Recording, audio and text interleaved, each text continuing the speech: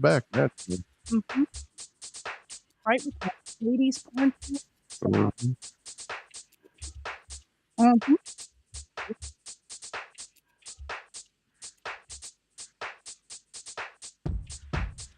Actually, I don't know that Derick's camera needs to be adjusted.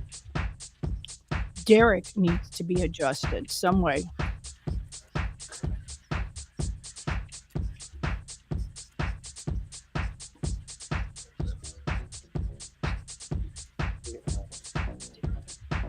Oops. Oh, do you need that little bitty thing? Oops. The adaptation. The adaptation. This? Yep. Okay. It is the show before the show.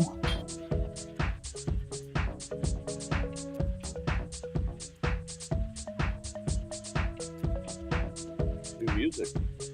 Don't you like it? It's very Uh-huh. It's the show. flourish. Uh-huh. That's what I was saying. Mm-hmm.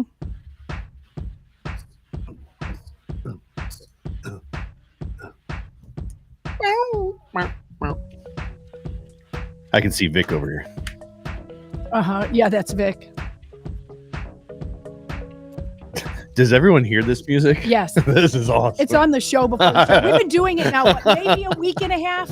It's kind of 2 like weeks? it's kind of Uh-huh. like elevator music. Yeah, it is. And he switches it around. I So like we've it. had Thunderstruck one day, I like and then that. we had Little Enter the Sandman, maybe. Into the Sandman. Uh-huh. You betcha. It is the show before the show. As I was driving in this morning, I was thinking, I'm like, man, it's been forever since I've been here. It's been forever. You know what the since first you've thing that popped into my mind was? been- What? That stupid song of a Frozen. A For Frozen. the first time. I hear that all the time because I'm my like- granddaughter's over daily and she plays that I'm like, oh, yeah. well, Frozen. You know what? If you just start breaking out, I'll feel really at home. Breaking out singing that song. Oh, hell no. No. Come on. Just let it go. Just Just let it go. just let it go. Let it go. Just let it go. Good morning, everyone. It is the show before the show. And as you can see, my Derick is here. I'm here. Good morning, Ben. Tanya, Bendy. So do not forget to share the show today. We wait a really minute. appreciate it. This is live. Okay. Yeah, it's live. Sorry.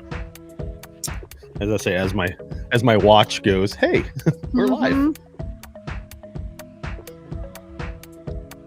I've been catching a lot of the shows after the show, Yeah, just because, like, in the morning, you're a little busy. What's been crazy, and we'll talk about a little bit of what I've been doing since Oh, you're crazy. I've been Since you've been here last. since I've been here last. It's been fun. It's been crazy. Or turn this down.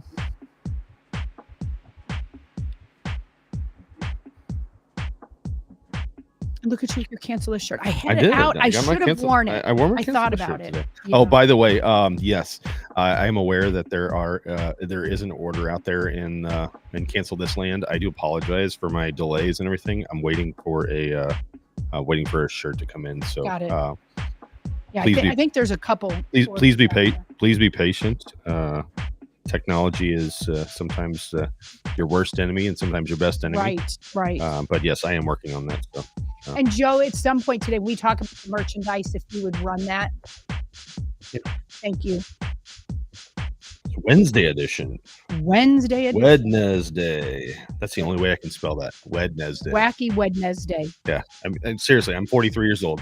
I And you can't still do that? I still say Wednesday to Mhm. remember how to spell that. Yeah. And the other one is remember back in the day the Halloween, HALLOWWN. Halloween. That's the only way I can spell Halloween. I would have spelled. I had to Halloween. sing the song, Yeah. or the other one was Mississippi, MISSIPPI. Yeah. I forgot about all that. But yes. Very good.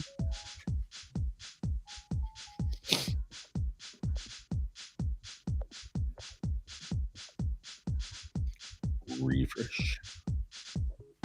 No. Oh. Joe is adjusting me because apparently my height is little higher than yours. Just a little. You're just a little taller than me. Just a little. You know what? I remembered belly button. Yeah. Normally there's like a little. Yeah, I know. The thing for the headphones is right here. Yeah. So. Yeah.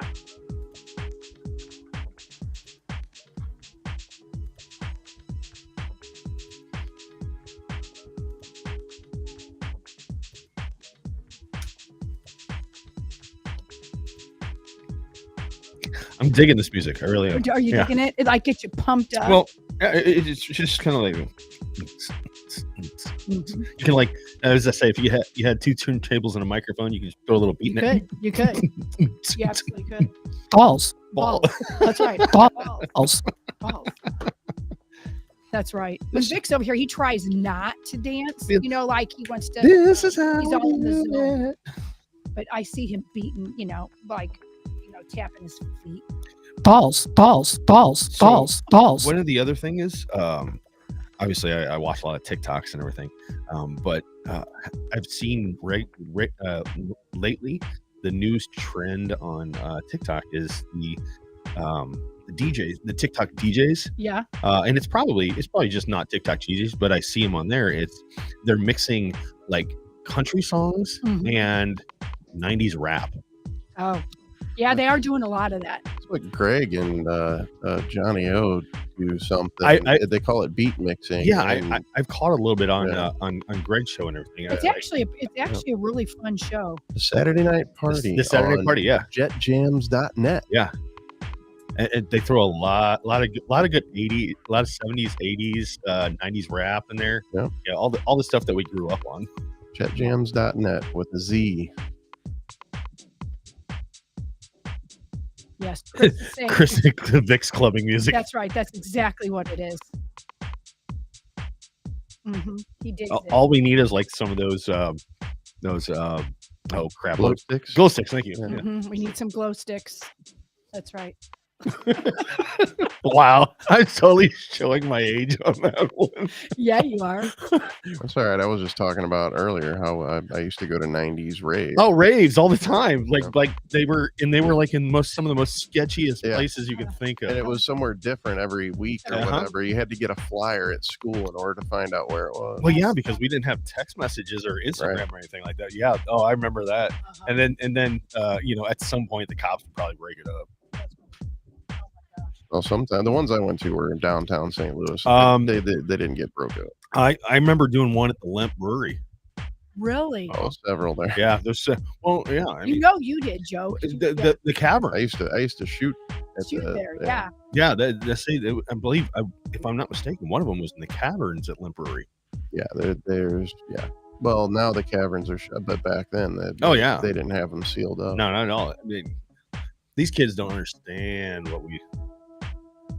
The freedoms we used to have. We had a lot more freedoms than the kids do today. But the cool thing about it is we didn't have these stupid phones.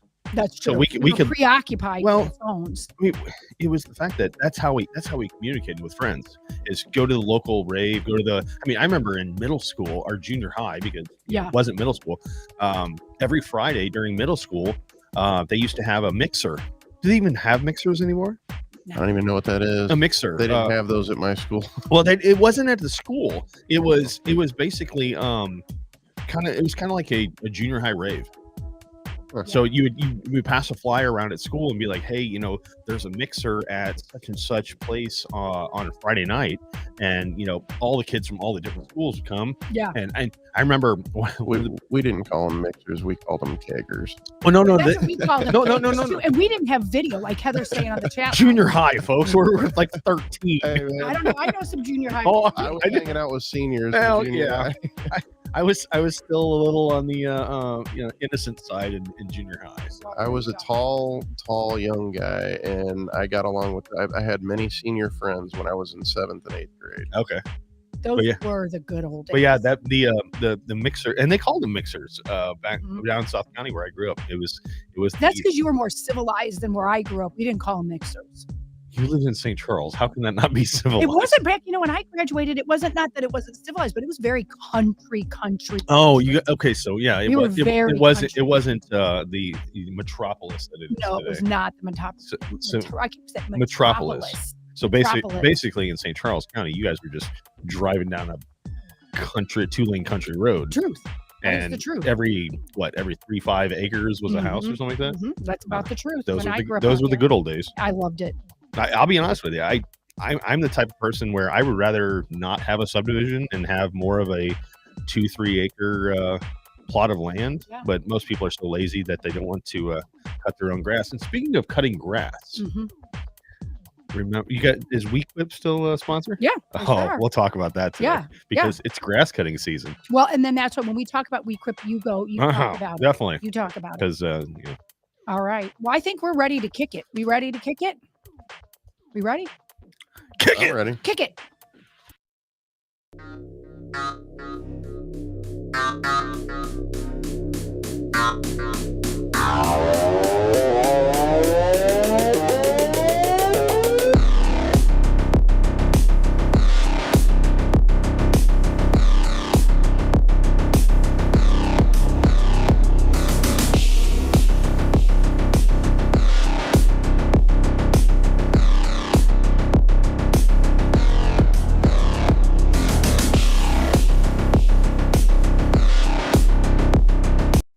Good morning. This is cancelthisshow.com, and I am Lizzie Sparks. And as you can tell, I'm not Vic Faust. He is not here today. He will be back tomorrow. He's out on business, but I have a cohort here that many of you do know. And if you do not know him, it is Derick Pratt. He is with me as the co-host today, of course, with our ever needed Pro Joe. He is here with us as well. And so today we have, as we always have, a lot to talk about, but it seems like most of what we're talking about today is violence, like how today our country has gone from a pretty civilized community to there's violence everywhere. And Vic and I talked about this yesterday, that we've got to point out all the violence. And of course, there's other things that we could talk about. My gosh, we could go on and on. There's stuff going on in Arizona with the abortion. There's things going on with Mayorkas, whether he should be impeached, not impeached. Locally, there's things going on that people think that none of our legislators are getting anything done because it's election season. There's just so much going on. We could also talk about, which this is so gross to me, is Pete. I call him Pete Booty Butt or Booty Juice. It's Booty Juice. Booty Juice. Yeah, Booty Juice. His husband or wife, depending on which article you read, is definitely a groomer. I mean, he's creepy, but he's definitely a groomer. Hold on. When you say wife, we're talking about a man? Yeah, but that's what he calls himself. Does he really call himself He calls himself his wife. Yeah. He's a former teacher, and then he got some other job, and now he's just going around to schools and grooming kids. Well, neither one of them are really masculine. No, they're not. Can you really call either one of them the husband? No, probably. They're probably both the wives. Well, I shouldn't say that. A lot of women, we're badasses. Well, we could take those two sissy men.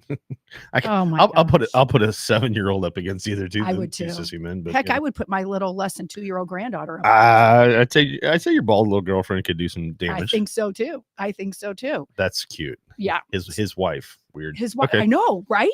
His wife. So we're going to talk briefly. I don't want to talk too much about his wife because it kind of grosses me out. But yeah, we'll go with the Booty Juice because, we'll go with the Booty Juice. Okay. We will definitely go with the Booty Uncle Juice. Sniffy likes to call him Booty Juice. I got names for all of that. You do. And bring them out today. I want to hear all your names. You know what, Joe? It's funny that you said that one. My wife sent me a TikTok yesterday. Did you send it to Joe? No, I didn't. Hey, Lori. Oh, she's not watching, so she's busy. We're on a meeting right now. She'll probably catch it later. If I can find it, Joe, I'll try to send you that TikTok. It's the country version of the Royals. So instead of them talking about Prince Andrew and all the rest of it, this guy has like country names and has a country story to the royal family. It's hilarious. So I'll try to find that and send it to you a little bit. Yeah, I would like to hear and see all about that.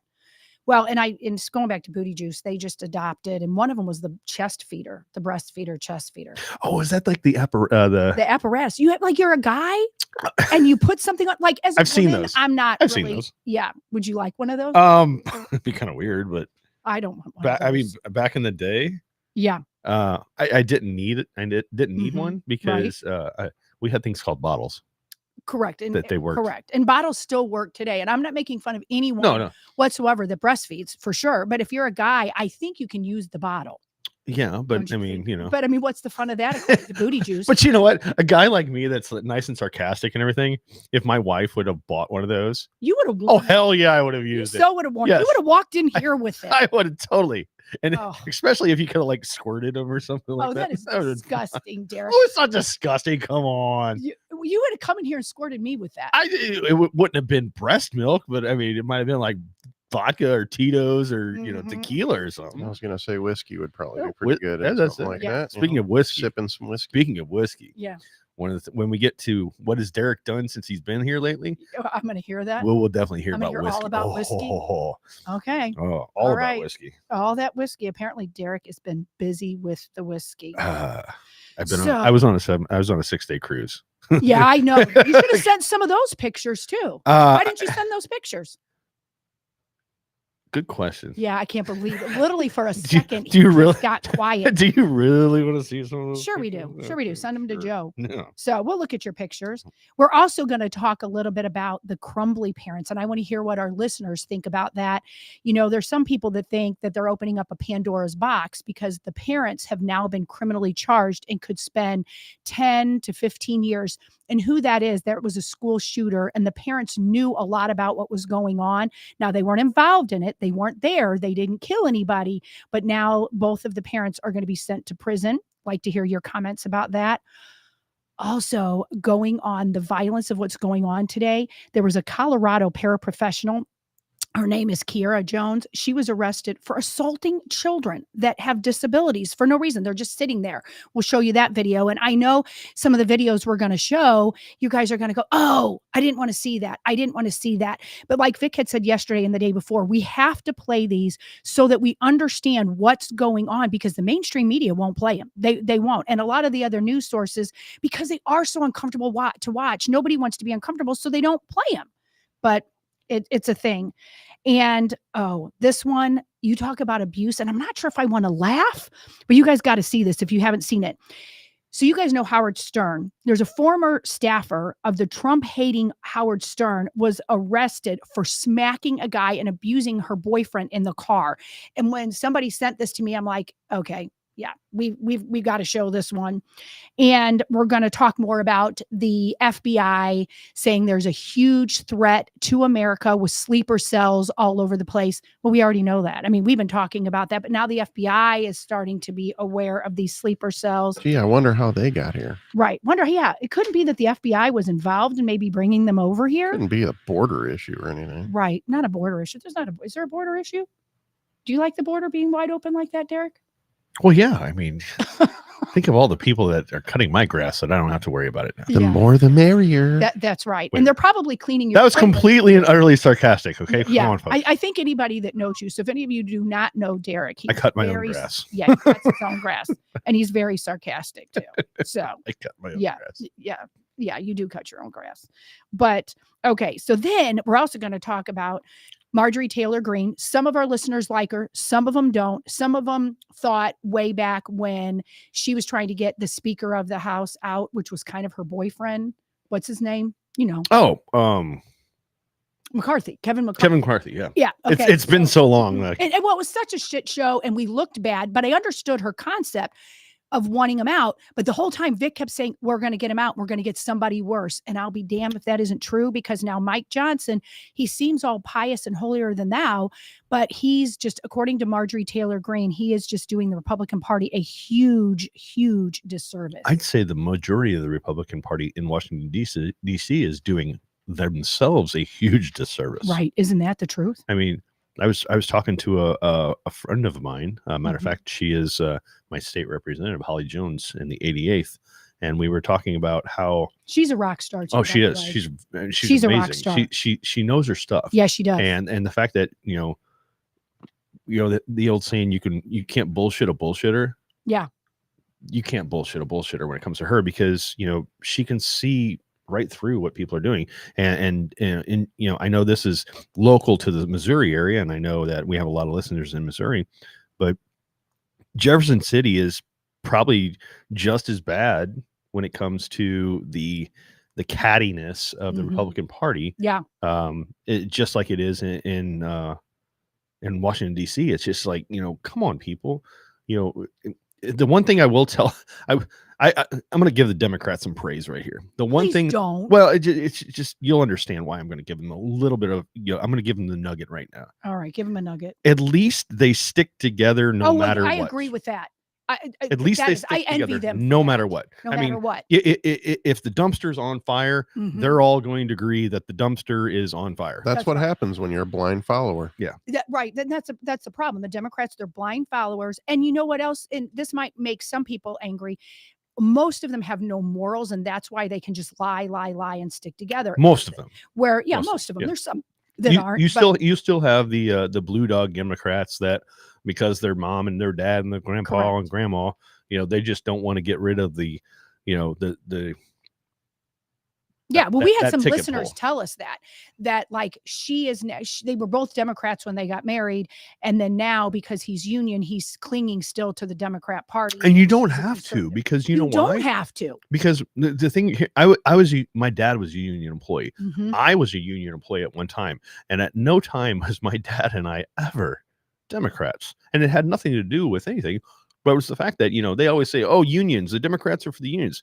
Folks, open your eyes. Yes. The Democrats are not for the unions. What they are there for is the union bosses, the higher ups in the union that basically keep funneling the money. So, me, the regular union employee, Mhm. I have to pay my union dues.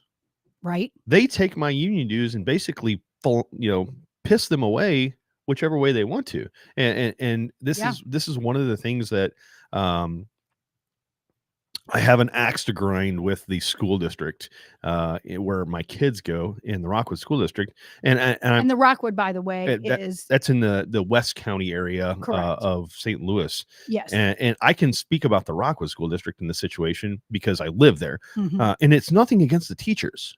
It's the BS that comes from the NEA, the Missouri NEA, and they have their own RNEA. Yes. And we recently just had elections, municipal elections, which, God, I swear, people need to go out and vote. God, just go out and vote. But that's part of the problem. Yeah, why people don't vote. That they don't vote, and that's what happened. We talked about this, Derick. Yeah, you're Derick. Yeah, I'm Derick. Yeah, you're Derick. Vic and I talked about that so many of the Republicans are discouraged, or they don't care about the school board elections, and because there were so many people that got elected the last time that appeared kind of off the rails, so people just stayed out of it. They just stayed out of it. Well, and so the thing is this, and I believe Blythe Bernhold from the Post Disgrace, that's the Post Dispatch for all of you people that are, still worried about it. The Post Dispatch here, she's the educational guru or whatever the hell they want to call her, but very left leaning, just, right. And her headline was conservative candidates get slammed by the unions. And what's interesting, so then that means that the left wingers who won, but they don't say that, they act like they're just bipartisan. Right. They act like that. And that's what happened is there was a lot of wins in the last election with the school board. There really was. And so the base of the NEA and the teachers union, they galvanized and gathered so much money so that wouldn't happen again. Well, and here's the thing is if you go through the actual teachers Mhm. in any of these districts, I would say a good decent majority, 65% are not leaning that way. Right. They don't even agree. And the bad part is half of these teachers that are in these NEAs, Mhm. they don't even know what these groups are doing. Yeah, they're just paying their money because they think that it's going to help them when it comes to negotiations. That is very true. And what they don't understand is these unions are backing these candidates Mhm. to get on the board. Mind you, it is a volunteer position. Right. There's not money involved. No, there's no money involved when you're like a board of education member. That's right. But think of it this way, Lizzie, if I'm throwing you money and you're my endorsed candidate, Mm-hmm. I'm going to ask favors of you at some point.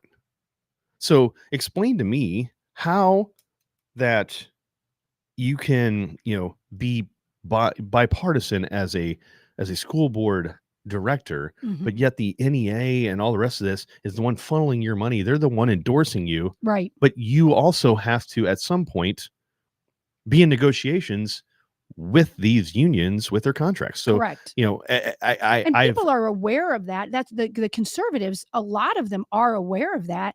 They just didn't get out and vote. no, that's They the problem. just didn't get Get out out and and vote. vote, people. Right. You know, if you don't vote, you can't bitch about it. Correct.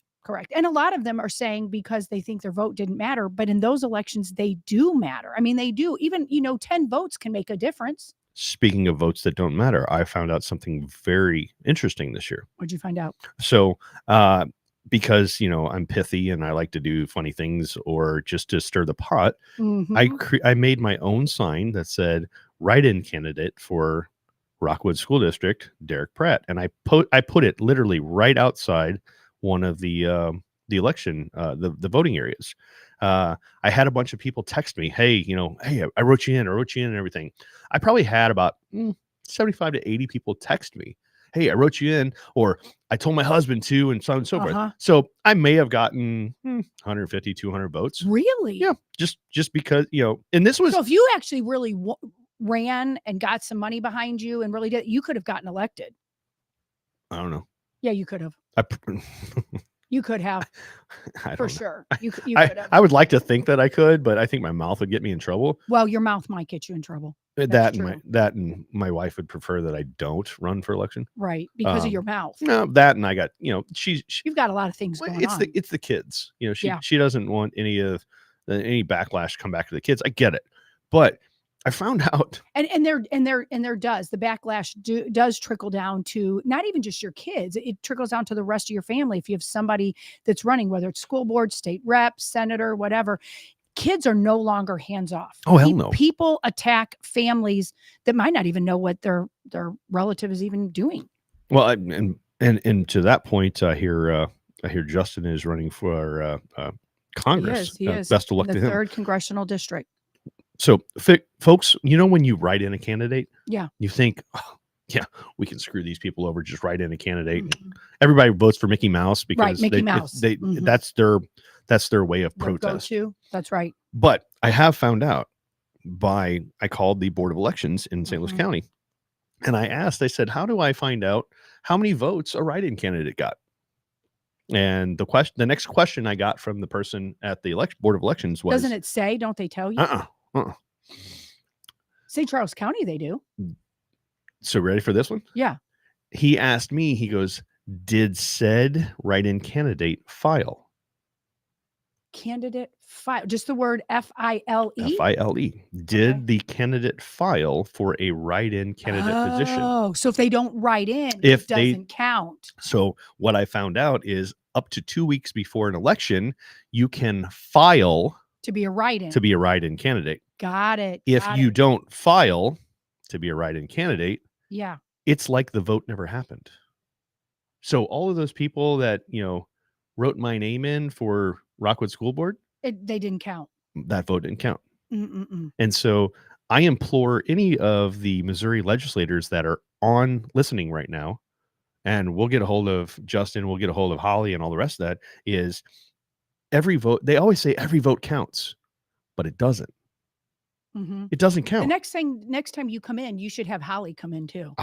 If she, yeah, well, you know what? At the end of the at the end of May, the session's over. So right. yeah, so maybe, yeah, definitely. And that's one thing is you talk about everyone's vote count. They always said your vote counts. Your vote counts. Mm-hmm. Your vote only counts if the name on the ballot is the one you vote for. Well, you know what I learned too, because I had never been to a caucus before because there hadn't been. How was that shit show? It wasn't a shit show. It really wasn't. It was very organized in St. Charles County. I hear it was like a shit show other places, but people stayed silent, but they were really upset because the average person cannot be a delegate. They act like anybody can be a delegate. So there was people that came in both the congressional districts thinking that we were going to vote on the delegates when they were already pre-selected by hand. Oh yeah. See, yeah. It's so, I mean, if you think you can be a delegate, you can't be a delegate unless you are like brown nose in that little group. Well, in the delegates of that, the thing is I had the wrong date for the caucus and everything. Mm-hmm. I thought it was the weekend after, and I really wanted to be there. And then after talking to some people in St. Louis County, they're like, yeah, it was a bit of a shit show to a point. Yeah. And I'm like, what do you mean? It was the people I talked to said it was so discombobulated. Okay. Yeah. I didn't see that in where I was at. It seemed perfectly fine, other than people left disillusioned because they thought they could vote to be a Trump delegate. Correct. And it was already picked. Oh, yeah. And those are kind of pre-picked. Yeah, they are pre-picked, and you have to be in that little certain group. And so it isn't necessarily representative of the whole area, but then they will tell you in this back, well, then you should get involved because you're not involved. Some people are involved. They just don't know about that little group. And that happens everywhere. I just got a text message. Yeah. From who? Somebody you know. Really? I don't know if I want to say that. Let me see your phone. Let me see your phone. That's what I was laughing about. I don't see. It's dead air. Hold on. The top one. Oh my God. That's my husband that said that. I know. That's why I'm like, should I say it? Yeah. I don't know. You can say it if you want to, but joke of the day for Derick Pratt. Oh my God. What Monica Lewinsky and Derick Pratt have in common? They both get in trouble with their mouth. That is bad. But it's Wednesday. It is Wednesday. It is Wednesday. David, you win for joke of the day. That's right. And when Derick comes on, we definitely talk politics, but Derick takes the show down the sewer for sure. You know what? Speaking down the sewer, do you want to do the booty juice thing, right? You want to do the booty juice? Yeah, let's do the booty juice. I mean, God, this is nasty. Okay. Well, and here it is. Okay. So we had a guest on really early on, when the show started well over a year ago. I don't even know if Joe was the producer at the time. Who was and the guy's name is Conservative Ant. Oh, yeah. Anthony. Yeah. Anthony. Yeah, Joe was here. Were you here? Yeah, okay. So that was, so Conservative Ant. And so he's so freaking funny. He was on a Friday. Yeah. He was on a Friday. Mm-hmm. Okay. So this is kind of a Friday thing. One of my friends that listens to the show and there's a group of us that kind of talk every day. She found this one, and you can find this about Booty Juice's husband, Chastain or whatever. He, is definitely grooming children. He's a former teacher, but he goes around to schools. So I researched it, and that's definitely true what he's doing. But the reason why we picked the Conservative Ant one is because he's just dang funny. So Joe, go ahead and let that go. Whatever this is, and I'll be right back. All right. I pledge my heart. To the rainbow. The not so typical gay camp. One camp. Full of pride. Indivisible. With affirmation and equal rights for all. I know, it's hard to watch. What exactly are you pledging to? What is it that you're pledging to? Are you pledging to forever give blowjobs to other men? Are you pledging to forever be in the bedroom with another man? Are you pledging, what is the affirmation that you need exactly? Mind you. And my biggest question is, who is the parents that are bringing these children to this? Why can we never find the fucking parents? He said a bad word. Why can't we ever find the parents? That's my question. Where's the parents? Watch. Okay, so whatever this. Okay, so what's interesting about this is we could have watched the video without Conservative Anthony or Conservative Ant, but Derick pointed out he's gay. And so he does not agree with grooming children. He's conservative and he's gay, and he does not agree with what Booty Juice's husband is doing. And I laughed at the end because that's what I'd want to do. If somebody was like talking to my children or where are the children, I'd pick up my flip flop too and just smack the camera. And the thing is I followed Ant for a couple years now. And yes, he's gay. Who cares? I don't care what his sexual orientation is. Well, that was his point. Yeah, I think. Yeah, exactly. That was his point. Is the fact that what are you pledging? Well, and not what are you pledging to have what sex with somebody that's in the same sex as you? What is a pledge? It's not saying I pledge, to our country. And pledge allegiance to America. Well, and that's the thing is in our regular national pledge, it says I pledge allegiance to the flag. Correct. To the flag, which means to America. I think that was the point of what they were doing, is because they were doing it to the cadence of pledging your allegiance to the flag. They were what they were doing is basically just changing the words to the pledge of the. So I think it's just to irritate people who believe in the Pledge of Allegiance. And that's a very good point. Yeah, but that just shows how odd that is. Okay, so Joe's probably right. They're just doing it to aggravate what they would consider as a patriot or somebody who loves America. So that's probably what they were doing. But here's the deal with Chastain Buttigieg, that's the wife or the husband. Booty Juice's wifey husband? Yes. He's doing that. He's going around. He's a former educator, and now he's a stay-at-home wife. And he's going around, going to schools and talking about all of this sort of stuff. Like full of pride. Right. Isn't it a sin? A pride is a sin, yes. Mm-hmm. Yeah. So, I mean, think about that we're dealing with in schools. We're talking about safety in schools and this or that. And then booty juices. I mean, that is Joe Biden's transportation secretary's husband, wife. I mean, what? I mean, do you hear what I just said? Talk about six ways of separation. Right. I mean, that's what our kids are having to deal with these days. When I went to school, you would have, like somebody come in and talk about what the president liked or the president didn't like, you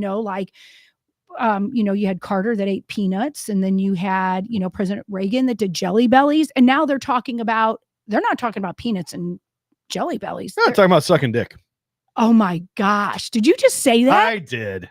Oh, well, I okay. did. But I think that was the point. As graphic as you made that, that's what they're talking about, sex. So what I just did was called shock factor. Yeah, you did shock me for a little second. Shock factor. Exactly what they're doing. It's shock factor. Well, and like Jeannie's saying, real gays don't like all this crap. She has a lot of friends that are gay, and they don't like any part of this. Well, they don't like it. So unless you're booty juice. Talk about conservative aunt. He actually had another TikTok that it came across my feed not too long ago, and it had another one where another gay woman. It was one of these. I think might have been something like this, to where.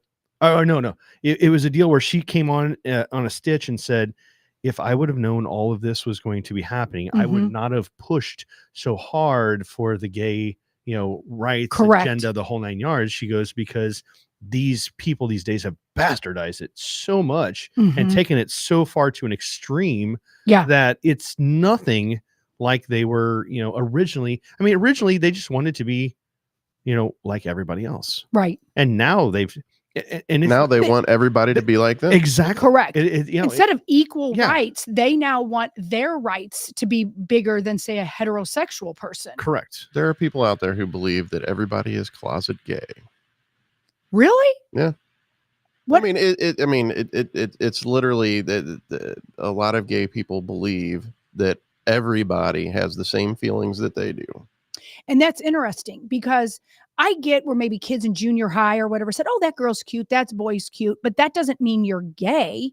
I mean, I can't say I've really, to be honest, I can't say I've ever thought I was gay. I have enough. Have you?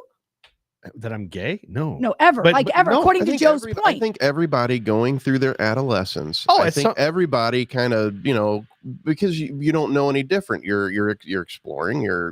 But so everybody kind of questions their sexuality at some point.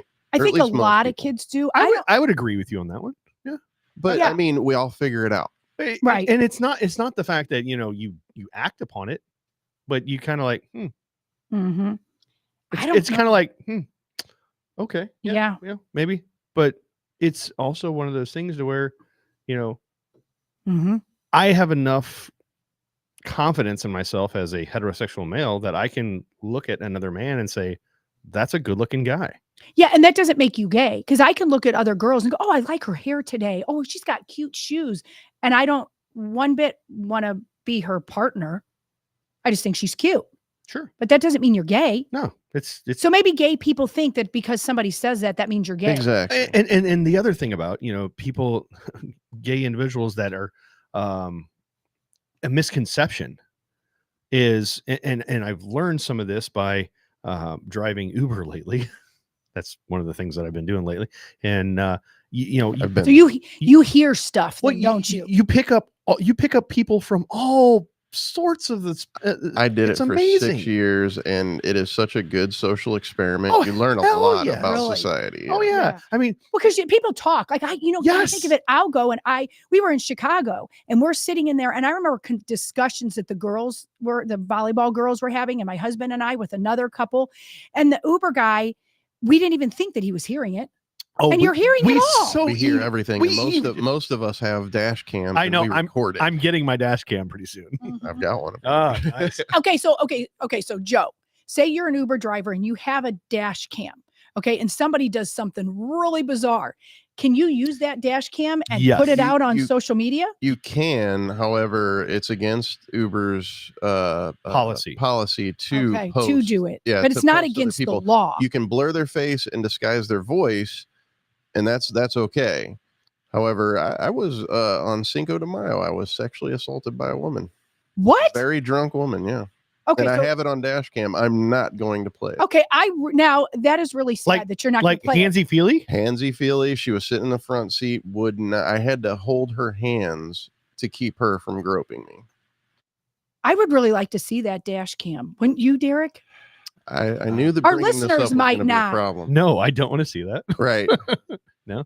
It's kind of sad because she was probably drunk as hell. She was very drunk, and she had just lost her husband like the year before. So it was like the year anniversary of losing her husband. So she was losing it. So yeah, that's why I can't. But it happens. People. It happens. Oh my gosh. Well, and I haven't had any crazy stories yet. You haven't had any? No, I haven't had any. Like, I've had other Uber passengers tell me crazy stories. Mm-hmm. But you're right, Joe. It's a hell of a social experiment. And I picked, the Grove is known as the gay district. Right. And drive down there. Hell, I drive down there every night at 2:00 in the morning. It's really cool looking because in the Grove now. That's when the bars get out, and that, you need. It's a good money maker. It's a hell of a money maker. For sure. And the thing is you would think going down there, you were going to be picking up more gay individuals. But a lot of people, you know how many straight people go down there? Because there's a lot to do, there's right? A lot to do down there. Because there's a lot to do. That doesn't mean they're gay. But the thing is yes, there are things that you can be like, oh yeah, well that person's gay. It's their mannerism. It's you can assume things on people. Doesn't mean they're right. That's right. But but go ahead. I have to. I was just going to comment on something somebody said in chat. I'm sorry, I didn't mean to interrupt. No, it's okay. Projo has an OnlyFans. Yeah. Right, Do you have an OnlyFans chat there, Projo? Why would that even be a question from the story that I told? Well, because of what you said happened in the car, maybe you could have taken that video and put it on an OnlyFans and just sold one video. No, sure. That's sure. Dude, that is a good idea. Yes. I get. Abe just gave you an idea. Yeah. It's called Dash Cam Confessions. Yeah. On OnlyFans, coming to you. Okay. Now I think this is a really great time. Okay. So we were talking about violence. Okay. And you guys were talking about stuff in cars and stuff. Okay. So Joe, find the video you got to see this, you guys. There's a former staffer of the Trump hating Howard Stern. And her name is Elisa Jordan, and she's kind of a pseudo YouTuber, and she goes ballistic on a guy she's dating. And I can't even believe this abuse. She's dating this guy? Apparently. My. You wouldn't think so, would you? Okay, so watch this, you guys. Speaking of car issues. Hi, Sarah. How are you? How are you, Sarah? I got hi. Nudes and, different sentences that he... Sarah, I'm sorry about this. Don't fucking talk. Oh! Yes, Sarah, we're really sorry about this. I'm sending him your way today. So don't worry. But yeah, he's coming. Don't worry, he's coming home. She just almost broke my nose. She's gonna get arrested. No, you're fine. You're fine. Fuck you, cunt. Next time you fucking touch me, I'll fucking dick you. You understand? You understand, cunt? Hey, no, Sarah, hang up. These idiots. She posted your fucking number in her cancer Discord, and I was just being polite. Yeah, touch me and I fucking dick your dumbass bitch. I'll fucking dick you. Test me. Yes. As a woman, the dumb cunt, Sarah, the dumb retard in the middle of a street section. Can you please delete my number from the chat? No, she's a fucking insane person. She's a fucking 50-year-old dumb cunt in the middle of the street dancing. Yeah, Sarah, I heard you had a kid when you were 16. That's what he told me about you. Yeah, and he said you're a dumb Mexican. I said she's a dumb Mexican. And he said you keep showing up. And he says you won't stop texting him, but I saw the text. It's the same shit. Why did somebody donate $5? This is a YouTube channel, and she's posting this on YouTube. And watch, and I think they thought it was going to be funny at first, and then it went way out of. Some people are saying this actually really happened. This really actually happened? This really happened. Pull over, dumb cunt. I think they thought it was going to be funny, and then she went too far with the hitting. Apparently she doesn't like her hair pulled. Apparently she doesn't like her hair pulled. No, please. Apparently she doesn't. No, I'm sorry. I don't know who's honking the horn. She is. Let me go. Babe, please I'm sorry, please let me go after this dude gets smoked in the face. Yes, that's right. Sorry, please let me Oh, you're sorry, right? Get the fuck out of here. And like Paul's saying, she obviously has not done that to the right person, or else she'd be reported. He's killing her. Yeah. There's video evidence. I mean, I think he might be going a little far. He might be, and somebody's saying it's fake, but it actually started off as a YouTube thing. He knew Is that what her he was, running behind? Yes. No, he's chasing her. Nice. And literally, it was something they were going to do for YouTube, but then she went too far, and he had it, and she's been arrested. She was arrested. She was arrested for assault. I'm assuming. For assault on that guy.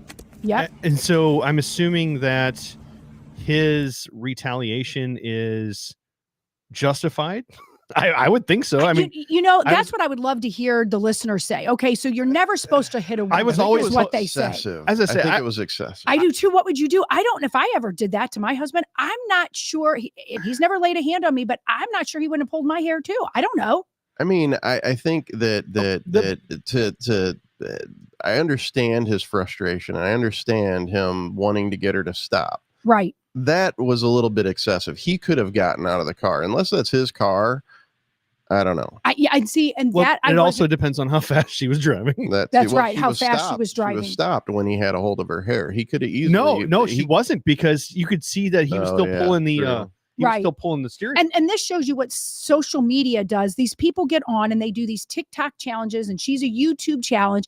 And apparently he was aware that they were supposedly going to an event, and the lady on the phone was hoping that he would go. And I think that he knew, according to the several articles that I read, that he knew that he was going to kind of hit her and stuff. But then she went too far. Like, he had his glasses on. Yeah, she hit a guy with glasses. I mean, that hurts. That's like, she was arrested. I mean, that was I couldn't tell if that was open face to the face or if it was a little bit of closed fist. It was a backhand kind of. It looked like it might have been a little closed fist, but it was definitely backhand. I saw. I mean, yeah, I would. I mean, that is there any time that a woman? God, this is gonna burn me in the ass saying this. Is there any time that a woman deserves to get hit back? Yeah. Okay. I mean, I don't know what, I don't know what to say about that, because being a woman, I would never do that to somebody. But I mean, but when that's being happened, I don't know if the car was going so fast that he couldn't just jump out.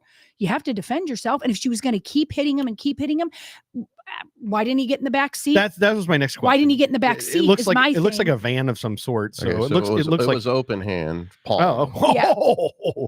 That had to hurt. And like I said, it was actually supposed to be funny. It was supposed to be funny. This was supposed to be funny? It was supposed to be funny. And she is one of Howard Stern's ex-staffers.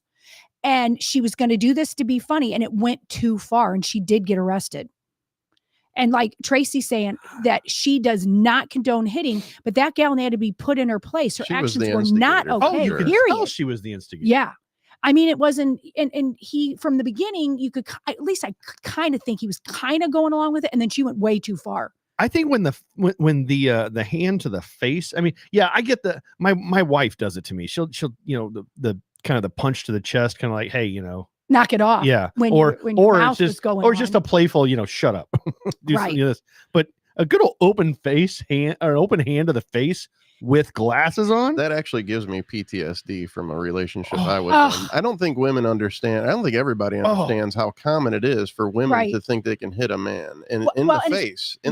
In the face, because men are brought up to never, hit the majority of us. And some women take advantage of that. Right.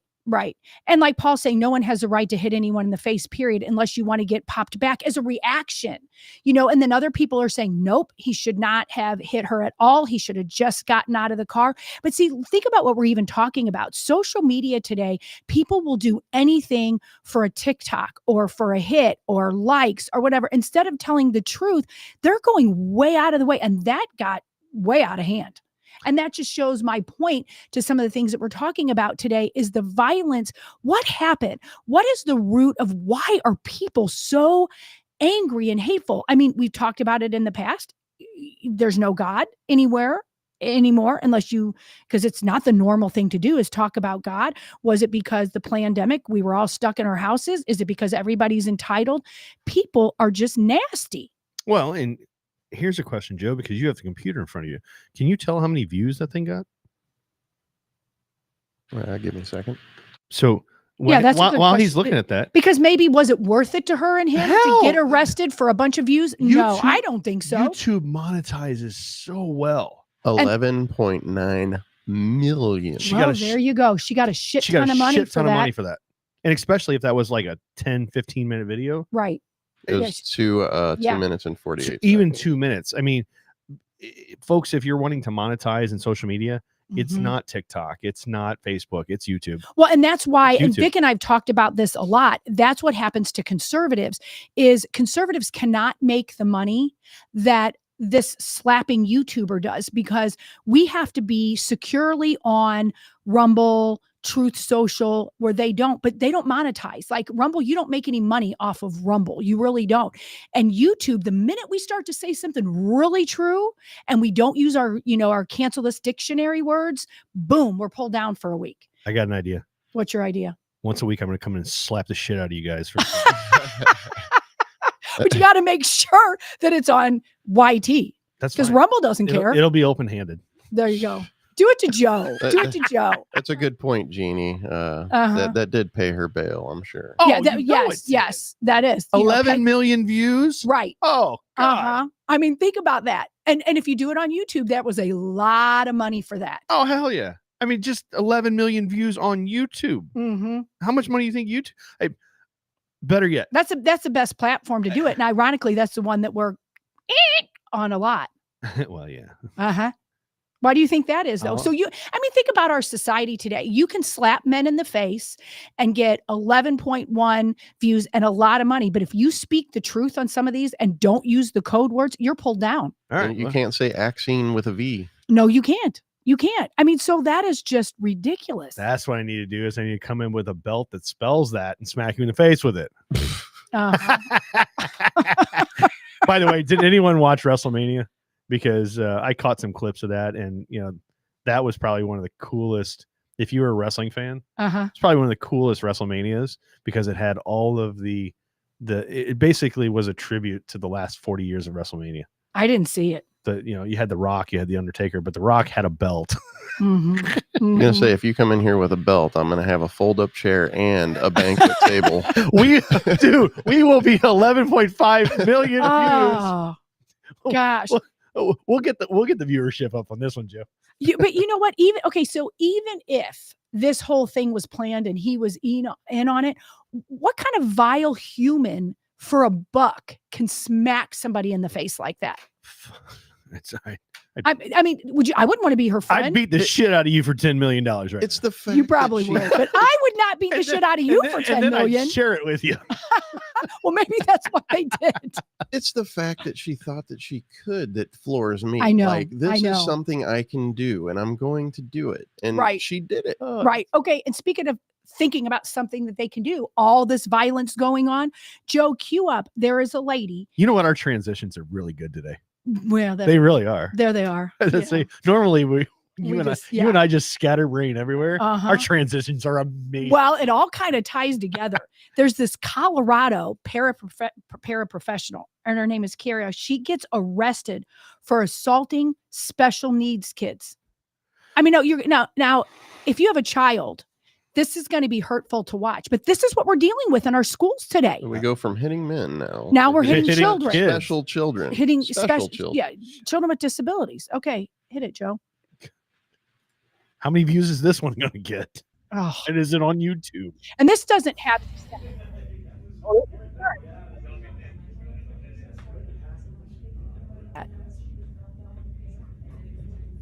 Look what she's doing to that poor little kid. You know, he's not, and the little child's doing nothing. As much as I hate cameras in this, but this is this is exactly why they need cameras. Right. And a lot of times small children or children with special needs are not verbal enough to say, hey, mom, Miss whatever her name is, Miss Jones, is hitting me in the face, because her name is Kiara Jones. And so she has been arrested. Now, wow, I don't know what's going to happen to her after that, because she was arrested and released. Did she just she's like stomping on him? She's stomping. Was that stomping? Yes, she's stomping. I thought she was going to sit on him. No, she actually was using her feet to stomp on him. I mean, what? I mean, people are losing their minds. Can I take this lady on a bus? Yeah, I would. Yeah, take now her. I think the game's off. Where we were debating on, can you hit a woman back, whatever. Oh hell yeah! That woman is hitting a kid over and over and over and over. He looks like he is crying now. I don't think he was at first.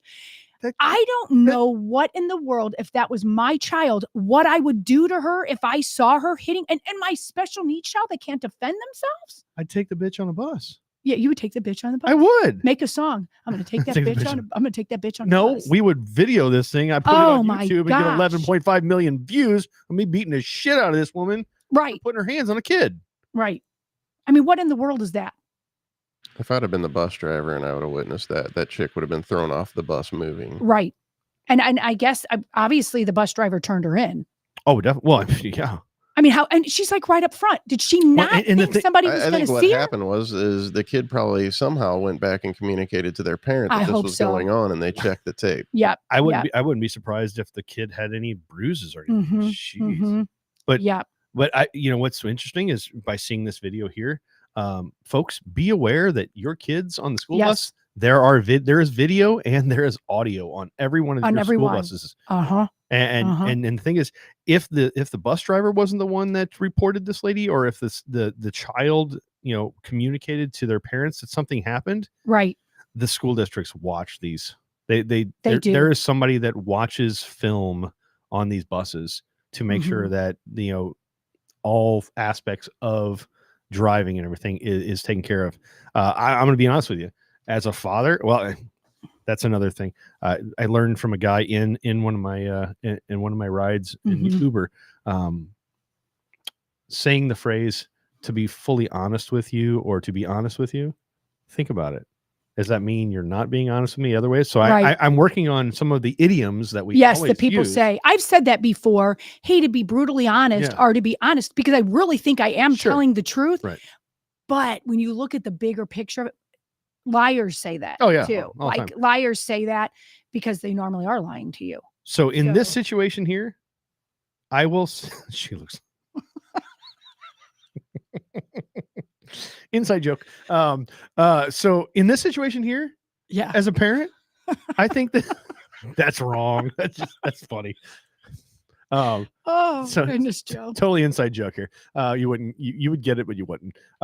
We can't say it anyway. Yeah. So in this situation here, I think the best punishment for this woman would be a school bus ride. I think so too. With somebody, a school bus ride with somebody twice her size. Yes. And just hauling off and taking and stomping her too. Just taking a couple minutes and beating the shit out of her. I have no, why is it that the criminals literally have more rights than people that aren't criminals these days? Speaking of criminals with rights, the state of Missouri is putting a man to death today, tomorrow, or sometime in the future. Yeah. The governor did not give him clemency. No. And you know what? After reading the story, thank you, Governor, for not. And so what did he do? He killed his cousin? So, short story, he killed his cousin and her husband, and then proceeded to have intercourse with the corpse. Yes. So he killed his cousin. This is the man that's going to be put to death in Missouri. He was not given clemency, and all of these activists and everything are saying, oh, well, the governor is all about, pro-life, but this man's life. And then when you hear the story, it's this man, I'm not even going to call him a gentleman. This man, that's an animal. This man put a shotgun up to his cousin's head, pulled the trigger, unloaded the shotgun, reloaded, went to her husband, did the same thing. Oh my gosh. And then after they're both dead, proceeds to have his way with his dead cousin, and then to cover it up, pours bleach all over her, and then steals her car and other things, drives to, I think it was Jefferson City or what, I don't know where this happened, but he drives to his drug dealer and tries to pay his drug dealer in the stolen items that he took from his cousin. That person is insane, like beyond crazy, but insane. Here's the kicker. The man deserves to die, in my opinion. But the lawyers for this man, corrupt lawyers, in my personal opinion, are arguing that and didn't he die last night? I think it was last night. I think he's dead. Yeah, now. I think they put the dog down last night. But a dog is too nice for him. I don't know what you're going to call him, but it's not a dog. But here's the thing: is his lawyers were petitioning that he had a local anesthesia where they were going to put the needle in to kill him. So he just went to sleep. No. Well, yeah, and no. But here's the thing: the lawyers for him were saying something about he needs to have some anesthesia or whatever around where they're going to be poking him. Oh, stop! No, it doesn't. They don't need to use an alcohol swab or stop. Screw that. Just jam it in there. The reason, yes, I agree. I 100% agree. But you know what their reasoning was? Is so he didn't have any pain and suffering, and it's against his religious freedom. Oh, stop it. Swear to God. It's against his religious freedoms, because if he was in so much pain, he wouldn't be able to communicate with his religious person. They should have Jeffrey Dahmered him with a metal rod. That is unbelievable. And a chair. That is crazy. And you know what Les said on the YouTube chat line, which is interesting, is it's like they're normalizing this sort of behavior. Like, what do they call it? Necrophilia? Or whatever. Necrophilia. Yes, necrophilia. I mean, think about that. Like, just like they are trying to normalize adults having sex with kids. Now they're trying to normalize having sex with dead people. I mean, and yet these are the people that are running our country. Like Joe Biden. This is Joe Biden's administration. Yeah. That I'm not saying this guy did it over that, but that's what's running our country. Is this sort of stuff. I like some of the people on the chat line, bringing back other sorts of capital punishment. If you think about it, a pew pew round is well, in today's economy, it's a little more expensive, but you can get one for about $1.50. Yeah, and that's quick and easy. But I mean, oh, by the way. Squirrel on another way. Did you hear that I'm going to be going to my first jury duty next week? I heard you were going, but I didn't know it was next week. Can you say what it's on? I have no idea. It's the 16th. It's the first. I'm 43 years old, and it's the first time since I turned 18 that I have gotten summons for jury duty. I got summons over and over and over for a while, because once you get summons once, it seems like they keep coming out. Well, see, the fun thing is I have the time to do this. So you're gonna do it. You're not gonna try to have somebody write you a note. Oh, hell no, I'm going. But my thought is I either don't want to do it at all, or I want a really juicy. You want a juicy case. You want to be sequestered. No. Some people do. I know people. And the reason I don't want to be sequestered is because I like running Uber, and I can't do that. Yeah, you'll lose money. That's the problem if you're sequestered. The little they pay you. But yeah, give me a good juicy one. That way I can stand up and go, he's guilty as hell. Put him to death, or just something. I could see you doing that. But I could so see you doing that. And so, but back to what's wrong with society? Right? What is we start with the lady, the stupid lady on YouTube, correct, smacking the guy for some views, and then we see the woman beating a child. Mm-hmm. And then, you see, you hear about a guy that's being put to death and complaining that it's against his religious freedoms or whatever. Isn't that nuts what you just said? Yes. Well, and like yesterday, Welcome to talking about 2024. that too, we have a video. We don't necessarily have to play it, but you can play it, Joe, while I'm talking. It was, okay, so yesterday, there was a lady that she was going to church, specifically a Catholic mass, and some guy came up and pushed her down the steps. And what we didn't know yesterday was after pushing her down the steps, she banged her head, literally banged her head, and had a fractured skull, and then walked home. And then from that point, she went to the hospital. Did she die? No, she's not dead. Thank God. But that person took $300, all of her credit cards, stole her car and her car keys and her cell phone while going into church. While she's going into church. He's going to hell. Yeah. Yeah. Going into hell. Yeah, for sure going into hell. But that's it. Yeah, we're just showing the video right now. We played it yesterday. See that? Dang. And we played it from a different angle. That was one hell yesterday. of a clothesline. Yeah, I found a better video. Like, look at that. So she fractured her skull, stole all of her stuff in her car. Now, her priest from that church did go and see her and said she was alert enough and said, thank you. So she's still alive. She's 68 years old, but there we are again. And last I had heard, they have not found him. If anybody else hears something different, let us know that you have found them. But last we had heard, they didn't. And this priest was talking about that they're still searching for the suspect who attacked her outside of the Queen's church. And you know what's other interesting in this day and age?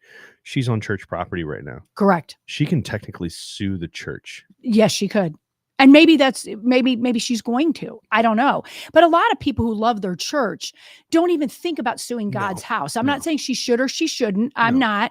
But a lot of people wouldn't even think about that. But I'll be honest with you. I think the church should maybe take a collection for this lady. And maybe they are. They probably are. I would imagine most churches would take a collection for them. And the priest has been very involved, apparently, in all of this. So that's just an update from yesterday, because yesterday we didn't have the answer to all of that. This was definitely a crime of opportunity because there was no one else around. Right. What's really sad is she had to get up and walk home. Yeah. Nobody saw it. Nobody helped. No. That's it. She just had to get up and walk home and call for help. And now she's in the hospital with critical injuries. That's right. Critical injuries. I mean, that's so sad. I mean, and these are all these things that are going on. We're all getting up, going to work, raising our children, helping out with grandchildren, hanging out with friends. And we're all really busy, or we're trying to research ourselves to find out what's going on. And there's stories after stories after stories of this violence, and hardly nothing is happening to them. The punishment is not much.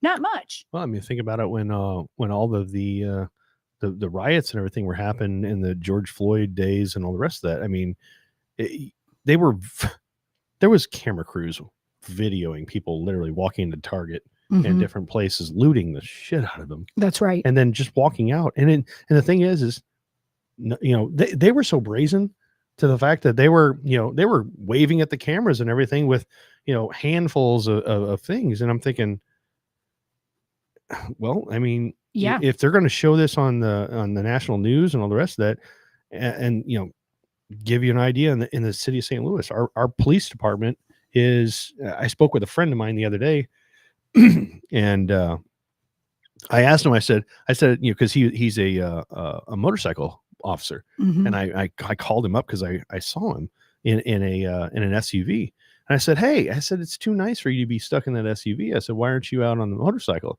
And his answer to me was, there's only 3 of us in this area. Wow. There used to be 60 of them and now there's 3. What area was that? I can't. It was downtown.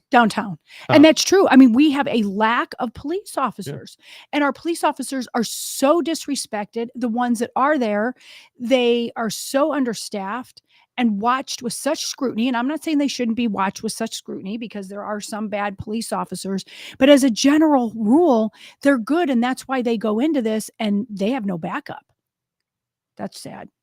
Well, it's like Abe says, the St. Louis mayor wants to hold property owners responsible for crimes committed on their property. What the hell? Oh, I believe that about that means you'll be responsible for your own security, which means that everybody, Ballpark Village will be fine, but on the outskirts, you're on your own, bud. Yeah, that's right. And you have to be. I've got a couple kids that live in the city, and I've told them the same thing. I come in the city for Cardinal games and this and that, and I go in there and I see my kids, and they actually, believe it or not, live in a good area of the city. But you still, 7 blocks away. There's just unbelievable crime right outside of their area. And that's the other thing. As an Uber driver, you can tell. Do you drive into the city? That's where the money is sometimes. Yeah. Yeah. So do you think you're going to get robbed as you're Ubering? Actually, no, I don't have any. No, my wife has Life 360 on my phone. So okay, that's good. Every once in a while, I will get a text that says, "Can you please go to a nicer area?" I don't blame her. I understand that, but do I ever feel that I'm in any danger? No. Maybe that's being naive. I've had a couple of sketchy situations. However, the majority, we're talking 6 years that I did this. I was fine, but I'm a bigger guy and I'm a male too. Well, I think there are females. I think being a male definitely helps. And it's nothing against a woman that wants to do it. Well, but things happen different. Yes, we're not as big. We're as smart and everything, but we're not as big. And a guy can overpower us real fast. I've talked to many women who've done it, and they definitely have different stories. Yeah, than guys would have for sure. And everything. So yeah, no, I totally agree. And even. Is this a transition where there's somebody else with a home situation that we're going to talk about today? Well, we don't really have it's not really a home situation, but is it on the lines of violence? Well, there's a lot of violence going on. Yeah, there's a lot of violence going on. Well, we've got a little video, if you want to play it, Joe, about the FBI, that the FBI, now this is things we already know, you guys, but it's like the FBI is now coming out and saying that there is a huge threat to America. And so we've got all these little things going on, all these little pockets of things. And now the FBI, who most of us don't trust anymore, is telling us. And that's where I would love the listeners to decide, okay, are they saying this because it's true? Or are they saying it because they want to keep us in fear? So probably because they want to keep us in fear. Sorry, I don't know which video that is. I've got several. Yeah, that's okay. You don't even really need to play that video. It's fine. It's not that big of a deal. But so that's what's happening. So our FBI is coming out and saying, you know what, be careful, keep your head on a swivel. And they're not exactly saying, get your guns out, but they're telling us that because of all these illegals have come over the border, there's cells all over our country. And I want to look at the FBI agents and go, duh, what are you going to do about it? Why are you telling me this and you're not closing the border? Why? Think about that. Why are they not closing the border? Well, if you also think about it, I was reading do what? I'm asking Lizzie. I'm sorry. We can't even see it. Oh, you can't? No. Well, that's weird. It's invisible. It's invisible. And that's yeah. Oh, that's the one that the parents are. That's the one. Oh, okay. Leave that one up anyway. Yeah, leave that one up anyway. About the parents are responsible for their teenager or whatever. Okay, so it is the same. That was the transition we were talking about. Yeah, sorry. Okay, so no, that's okay. So the same vein is the same vein is we've got all this violence going on. Should the parents be held responsible? So here's just a little clip, and there is this guy talking that Crumbly's parents are being held responsible for their son's crimes, but some people think that that's a Pandora's box. So you can go ahead and play this just little clip. I was going to say it's a 5-minute video. Just break in whenever you're ready. Yeah, I think this might not be the exact clip that I was talking about, but just play it for a second. Yeah, I mean, just play it for a second. It goes with all the bullshit that's going on. Yep. All right, Andy McCarthy joining us now, former assistant U.S. attorney and a Fox News contributor, fresh off that judge's sentencing. Heartbreaking listening to some of the parents in that courtroom this morning, Andy. Just how unprecedented is this to hold parents of their child accountable for his crimes? Yeah, it's completely unprecedented, Sandra, and it's actually, your heart breaks for the parents of the children who were killed here. 10 to 15 but you have to remember that the person who actually did the shooting got treated as an adult and was sentenced to life in prison. So it's not like the system didn't, carry out law enforcement against the person who actually did this. It's unprecedented to hold the parents accountable to something that they obviously didn't, plan, agree to, participate in. I frankly just don't think that this is what the criminal justice system is for. I think the criminal justice system mainly should be reserved for intentional wrongs. And I think it's more troubling here because Michigan actually attempted to or proposed passing child access prevention laws, which would which would make it a crime for parents to negligently allow their children to have access to firearms, and the legislature wouldn't pass that. So what happened Joe, here is the kind of cut out there. prosecutor I made think up our a crime listeners on the. kind of got the point. Okay, so say your kids do some dumbass thing. Okay, say that they do. First so of all, I'd beat them, but okay. Okay, so I am hearing when I talk to people about this, I'm hearing complete, by conservatives or Democrats, whoever, complete split on this because they're thinking, what if I didn't know my kid was doing this and now I have to go to jail for 15 years and I don't want to be held responsible for the dumbass things my kids do. Then I have in this specific thing was they were culpable apparently because they knew this kid had all these guns. They knew this kid had mental problems. They didn't take his guns away. They placated him instead of it. That if they had done those things and taken his guns away and held him responsible, all those kids that were killed in that school shooting would be alive. So I don't know. I mean, how old was this how old was the assailant? He was in high school. I don't remember his exact age. So that means he was under 18 or 21. So legally he could not own a firearm. So where did he get them? Right. Did the parents purchase them for him? That would be my next question.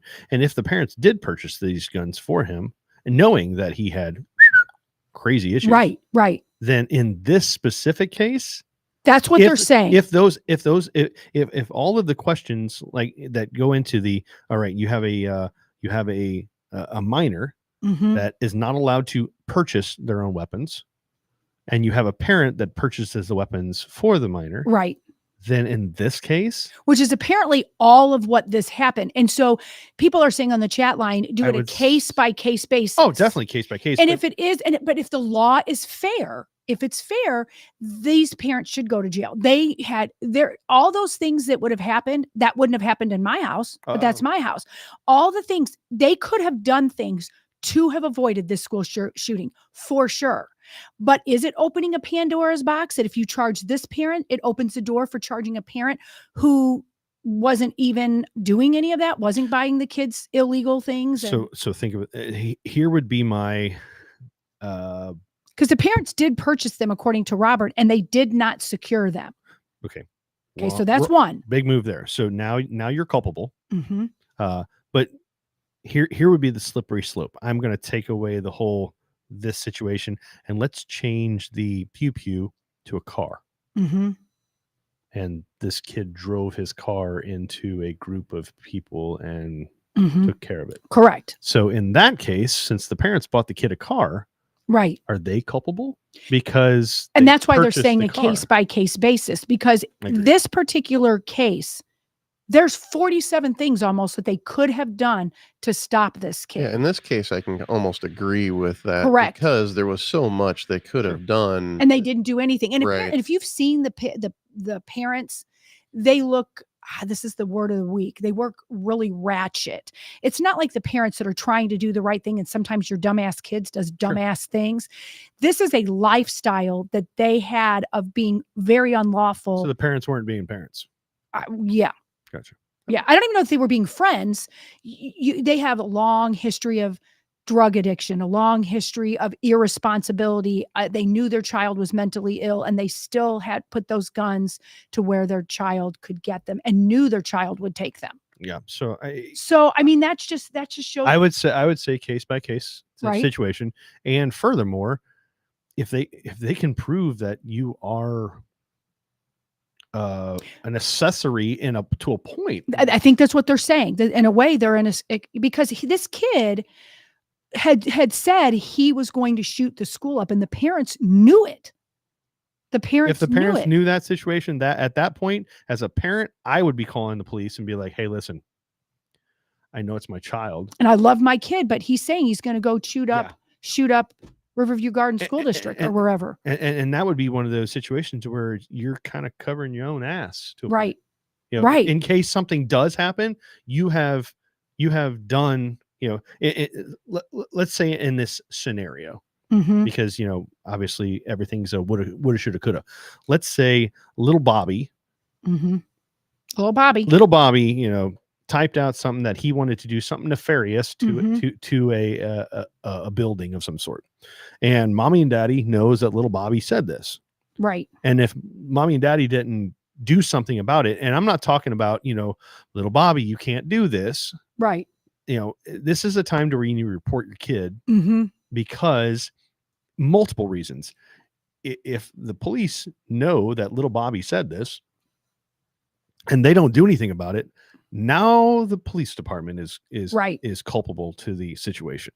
I mean, I don't know if reporting your kid, but doing some sort of action. Sure. At least showing some effort that you're trying to, We just live in such an upside down world. I mean, this just goes, look at case by case. I mean, you can go through and look and do your own research and realize how much violence is going on and could be stopped, but we don't have an administration that is doing that. Like we have some Joe Biden videos. Stop right there. Throw the administration out. Throw the government out completely. We don't have parents that are parents. You're right. And this situation, this has nothing to do with Joe Biden. This literally has to, you have to be a good parent these days. You have even more vigilant than in the past. Be an active parent. Yes. Not a friend to your kid. No, you can't be a friend for sure. I mean, I'm friends with my kids, but at the end of the day, they know there's a line, and you cross the line, you're going to get dad on your butt. Right. I mean, but it does go to show though, on playing the devil's advocate, this does open a Pandora's box. Big time. It does. I'm not saying I'm thinking they probably made the right decision just on a case by case, but that's not how our Missouri law, or not really Missouri, our government law works. Is now that's going to change things for some other people that your dumbass kid did go do something that you didn't even know. It's setting a very dangerous precedent. It is stating a very dangerous precedent. And I'm not saying they don't deserve to be in jail, because when you look at this story, those parents could have avoided probably this whole situation with better parenting. But do you put parents in jail for bad parenting? Better parenting is definitely a good point. However, if you're the parent and you didn't have good role models in the first place, you don't know what it's like to be a good parent. So your definition of a good parent is completely different. So that's where everything gets kind of shaky. It does. It does. I just, as bad as much as my feelings on this issue is, throw the book at them, throw them in jail, whatever. They could avoid it, but it's not even this issue. It's such a horrible precedence that we're all going to have to be. If your kid is not perfect, and maybe there's some families that have some perfect kids, that's setting up. What if your kid, literally does some dumbass thing like goes and gets a parking ticket? Got to have a good one for that. Okay, give me that. You have a bar in your house. Everyone has alcohol just sitting around. Not everyone, but a lot of people. I have a beer vending machine. Yeah. I mean, I have a couple of bottles of my favorite drinks around the house. My kids see these. My kids have access to them. And it's not that I'm being a bad parent. I've just taught my kids that you don't touch that. That's mine.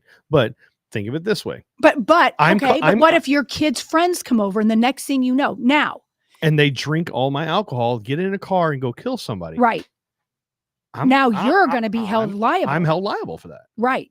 And so, I mean, in the law in every state is a little bit different. In the state of Missouri, if you're at home and you don't let your kids leave and you give them some alcohol, even your friends, if they're under the age of 21 and your friends' kids are over there and they know it, as long as the intent isn't to get them drunk, that's not illegal in the state of Missouri. No. Now, once they go outside and they get in a car, that's a different story. And our really smart listeners are saying things on the chat line like, how do you defend what is a good parent? Like Joe said, that if you didn't have good parents and then you try to parent the way your parent did, that's a really rough thing to do. I mean, and we all know this, that it's like we have to have the government tell us what the standard of being a parent That's is. right. But I just, this is a slippery slope. I like what Robert Peterball says. Define a good parent. Right? What is a good parent? That's the problem. Yeah. Because the government, I mean, in this aspect, the government thinks that, this is what it takes to be a good parent. Right. You have to, hey, look at our commander in chief and how wonderful. Right. He's a great parent and a great grandparent. He's a great example to right. all of us. Well, like Terry's saying, but now, according to what's going on today, if you're a parent, but okay, so you guys, we have a fire alarm. We have a fire alarm in our building. So while Joe is in, this is a test. So it might have just been a test. So this has never happened in the over a year or so that we've been here. All of a sudden, our fire alarm went off. So Joe is going to go check that out. This is a test. This is only a test of the emergency broadcast system here at the Strategic Air Services. So this might be a good time to talk about Strategic Air Services. So our building is super cool, you guys. So the Renew Media Group, which runs Cancel This and all the other platforms that are in here, we are in the Strategic Air Services, who is one of our sponsors, by the way. And if you've never been here and you ever want a tour or something, let us know.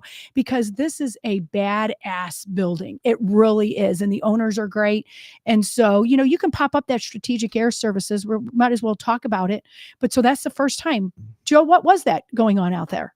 Apparently, the only words that I got was false alarm. False alarm. Okay. This is a test. This is only a test. This is only a test. This is only a test.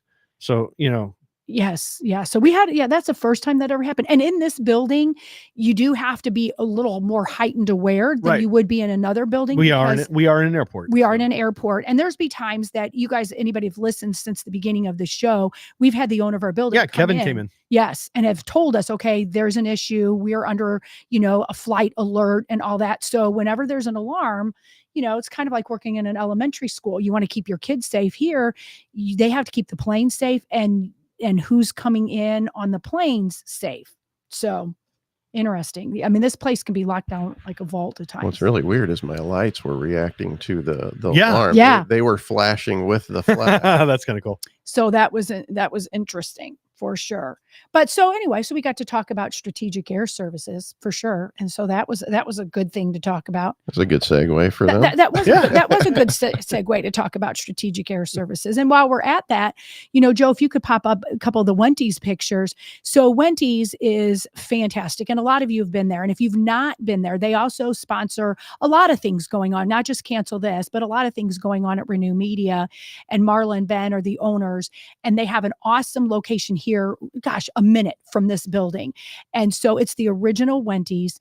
And there they are right there, Wendy's. They have a food shack and it's a saloon. And if you go in enough, it really is like the Cheers bar that everybody knows your name. I go in and it's not just me. I go in and they know a drink, what I like to order, that sort of thing. But you guys, coming in June, they have a second location that we briefly talked about. Really? Do you know about that, Dan? No, I didn't know about They have a second location. So if you would pop that picture up, Tell me more. It is Wendy's Defiance Roadhouse. Okay, so this is political, what I'm going to say about this. Now, the Wendy's doesn't get political, but a lot of this area of Defiance and Augusta was bought up by the Hoffman family.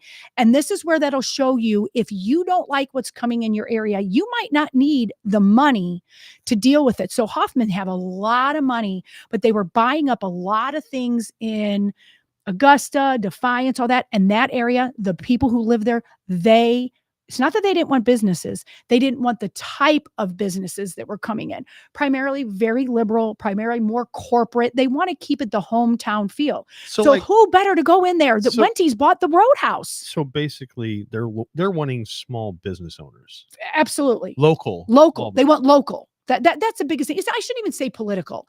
They want local, but okay, that area is political. Well, but they want local people who care about the businesses. So you guys, in June 1st. I thought you were going to say they were going to be coming to Eureka. I was like, oh, no, yes. Even better, Defiance, because that area was getting chewed up by a big conglomerate and they fought back. And so congratulations. That's awesome. That they're going to come out there, and Calvert and Williams is going to play the first day. And Stephen Calvert is a friend of our family. So So that's really going to be fun. So I'm thinking, we might have to, what I'm thinking I'm going to talk to Vic about this. We might want to have a whole bunch of cancel this day on the first day out there. Shoot. That would be so fun. There's a lot of room out there. Who were the people that bought up a lot of the property? Hoffman Properties. We need to watch the Hoffmans and protect them. Protect the Hoffmans? Well, whoever that big conglomerate is might be a little upset. They are a little up. Oh, you mean to watch out what they might do? No, Could be a BlackRock type situation. Well, they're not really affiliated with BlackRock, but they are leaving with their tail between their legs, and they even bought the Emmaus home. It was going to make it a humongous estate. They've got that up for sale. They literally put everything up for sale in that area. And so small business owners can go do that. And so from what I'm understanding is the son took it over. That's the winery area, right? Yeah. The son took it over and probably has good reason. Why doesn't Winty's have the Winty's winery? But there you go. Ben. There you go. See, if Ben went out there and bought some of those things, everybody likes Ben and Marla. So nobody'd have a problem with them. Nobody, but they're biting the Roadhouse. The Wenty, and they're going to have breakfast at the Roadhouse. I still think they need the Wenty's winery. Yeah. Do there it. You go. Do it, Ben. Yep. Do it. So yes. So I'm Wenty's, thinking, Wenty's. yeah. So it's yeah. So you guys know where it's at. Very cool. You know where Kathy and Terry's are around there. It's right there in Defiance. So I know a lot of our listeners, over half of our listeners are not even in the St. Louis metropolitan area. But if you are, or you're in that area, and if you're not, follow Wenty's. Follow Wenty's. Come to the St. Louis area. When you do, come to Wenty's. Come to Wenty's. That's right. Come and see us. Amazing come pizza. And see us. Amazing smoked meats. If you're ever in the town wings. and you want to come and watch the show, you could do that too. If you're out of town, but you just have to watch on the days Derick's here. He might offend you with his bad words. Speaking of offending with words, okay. Offending. Okay. Words. So, oh, okay. Thinking about offending with words. All right. If you could play the Joe Biden things, I mean, this isn't really any significant. We got 4. Okay, so just play them in whatever words order. Offending. Just play them with any order because Joe Biden is. I mean, we could every day play crap that Joe Biden is saying. So whatever you got, Joe, just throw them up there. What did he mumble? This is a good start. Today? Yeah, this is the mumble. Yeah. Now this spring is here. The seasons and allergies are upon us. We're on the rise even more. Now this spring is here. The seasons and allergies are upon us. We're on the rise That's even just more. showing he's mumbling. Now I don't this know. spring He's just the is forever here. mumbler. The seasons and allergies are upon us. We're on the rise even more. Now, get the marbles out of your mouth. Okay. All right. Go to the next one. Mm-hmm. So, I mean, that one was, I don't even know what that was at or who put that one up, but that just shows how he talks. I think that was one that Vic sent yesterday. Okay. This must be a Vic thing too, because I don't know what this one is either. Probably. It's in Spanish. That's fine. What in your view constitutes the primary threat to freedom and democracy at home? Yeah. Donald Trump. Mm-hmm. Donald Trump. Seriously. Donald Trump uses phrases like he's going to eviscerate the Constitution. He's going to be a dictator on day one. What in your view constitutes the... Wait, Trump said that we're going to eviscerate the Constitution? That's what Biden just said. That's Those words what he just came out of Biden's mouth. That's right. And play that one again. I was going to say, let's hear this one more time. Primary threat to freedom and democracy at home. Donald Trump. Seriously. Donald Trump uses phrases like he's going to eviscerate the Constitution. He's going to be a dictator on day one. What in your... He did say that he was going to be a dictator on day one, but only that he was going to close the border. He's going to close the border. He's going to stop war and all that stuff. And then on day 2, he's going back to business as usual. Correct. And that's what he was meaning by that being a dictator. He was going to close the border and he was going to start sending people back and stop the wars. You know what they should do is have. But because he said that, they should have these videos into schools and on the bottom of it say, "Kids, don't do drugs." Yeah. Kids don't do drugs. Don't do drugs. Well, this one actually looks like it should be Alzheimer's awareness. Alzheimer's awareness. Well, look at this one. This one you can tell there's something. Another one. Play another one. That he looks like he's definitely got Alzheimer's. As I say, that one wasn't funny. That one. Okay. There. You know he looks different in all of these videos. He does. He does. He looks different all the time. For the United States of America, there is nothing beyond our capacity. Nothing. If we do it together, we're the United States of America. There's nothing beyond our capacity. There's nothing beyond our capacity. nothing. Well, Nothing. technically, there is. It's called borders. That's right. Called borders. The borders are our capacity. Right. Right. You know, he kind of his mannerisms and everything, the way he was talking. If you put a German like dialect, Yes. Yes. Yes. Nice. I know. Put a mustache in the material. And the last one, he gets heckled. And this is interesting. Why does he look like the? He looks different in every one. So maybe it's just his hair. You know, he looks exactly like Walter, the puppet. Yeah, he does. Yeah, he does. Yeah. He has to get back to Tell work. you what, you want to come make a speech or shush up, okay? I'll come make a speech. Look at his smile. Shush up. I'm not messing around with him. Shush Like up. he could take Shush up. Shush up, Joey. Ask me. To get back to work. Well, I'll tell you what, you want to come make a speech or shush up, okay? I'm not messing around with him. He looks like he could take me. Anybody could take you. Yeah, that's right. Oh my god. So if you look at all of these different ones, check the ears out. I know. They look different. They do. They do. The coloring of him looks completely different. Maybe it's the makeup. I think it's either Jim Carrey or He does James kind of Woods. look like he does, doesn't he? He looks very mechanical. He does look very mechanical. Some people, I mean, say, okay, there's two of them. And well, I do think there's two. Yeah. I do think there's two. But he almost acts robotic, doesn't he? Well, in that I was speaking with a lovely lady this week in my car, and we were saying something about I said something about it, and she goes, "Yeah, he looks very AI." He does look very AI. I'm like, and you know what? Now we can't believe Interesting. anything. Right. That's for Yeah, sure. it's hard. presidential makeup. Presidential makeup. But you notice he's never orange No, you're right. He is never orange. because Orange Man bad. Orange Man bad. Well, what's really weird is he's always on vacation, so he should be orange. He should be orange. He should. You have would a think. tan. You would think. But he uses good sunscreen. Yeah, he uses. Yeah, I won't even say what kind of sunscreen. And you know, while all this is going on, all this silliness and this violence and all this, you know what's going on in DC right now? And it's again the Republicans. And we'll briefly talk about this with Marjorie Taylor Greene. At the beginning of the show, I mentioned it a little bit about how a lot of people thought this was ridiculous when Matt Gaetz and Marjorie Taylor Greene wanted to oust her boyfriend, Kevin McCarthy, who's no longer her boyfriend.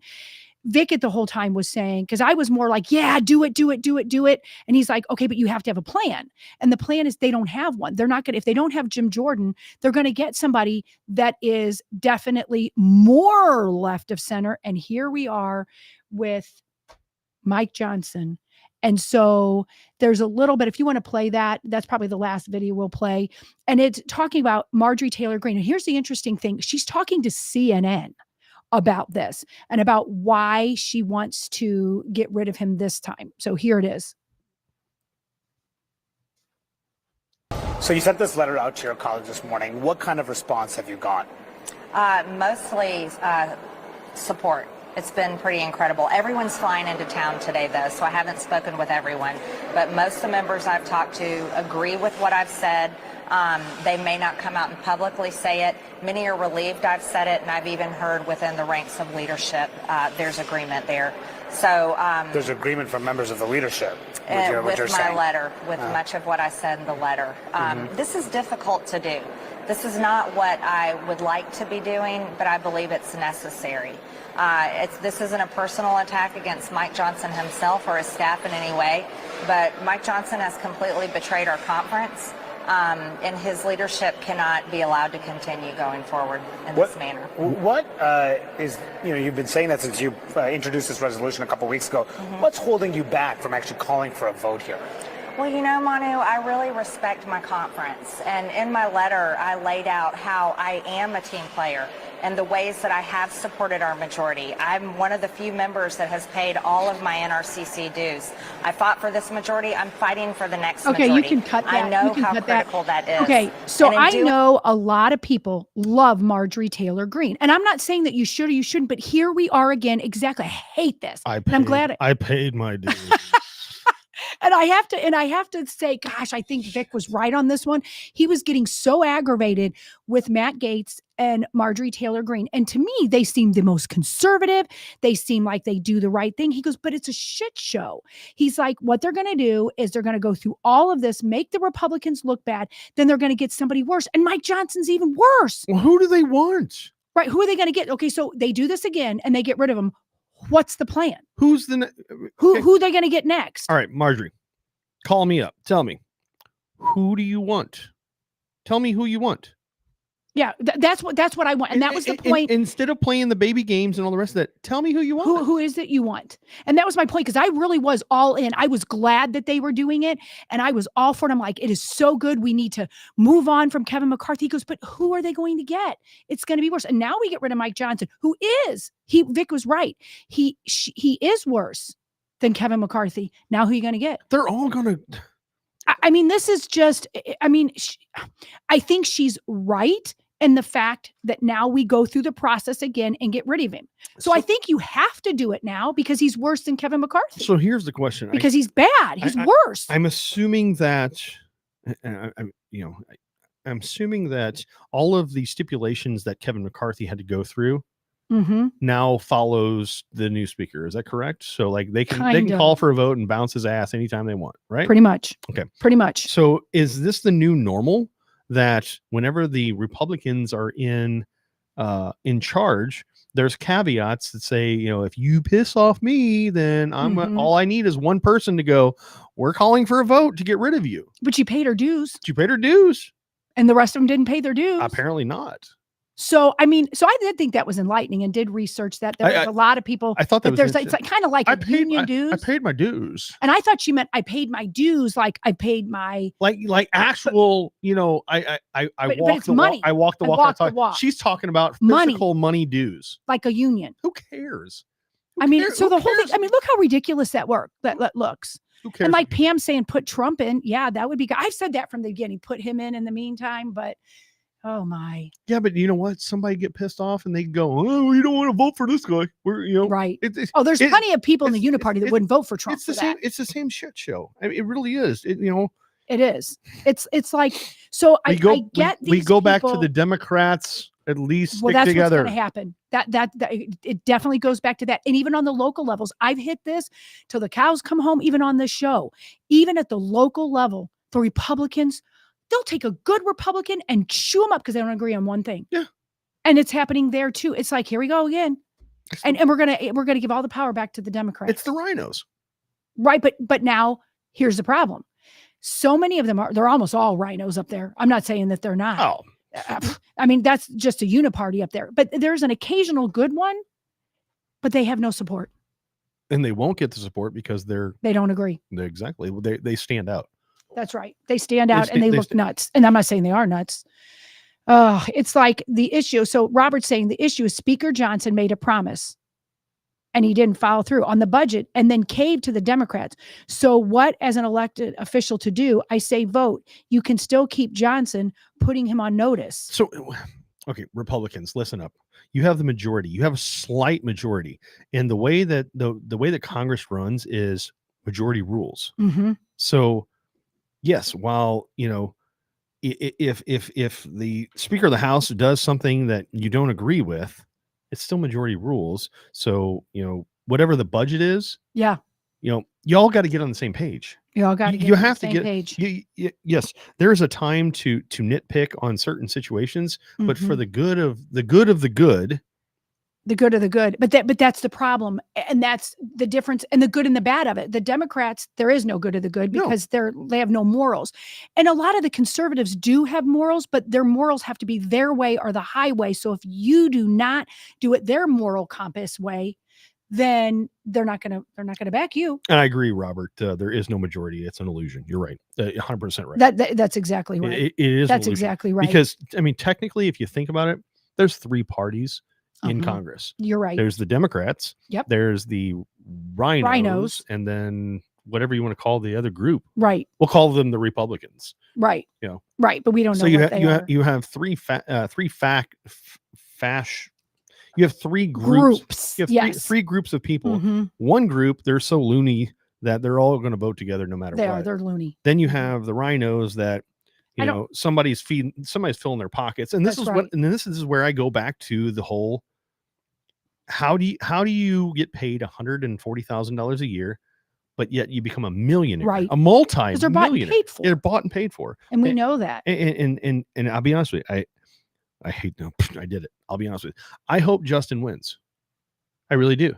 Mm-hmm. Because I think Justin has enough morals and standards that he is not going to be bought and paid for.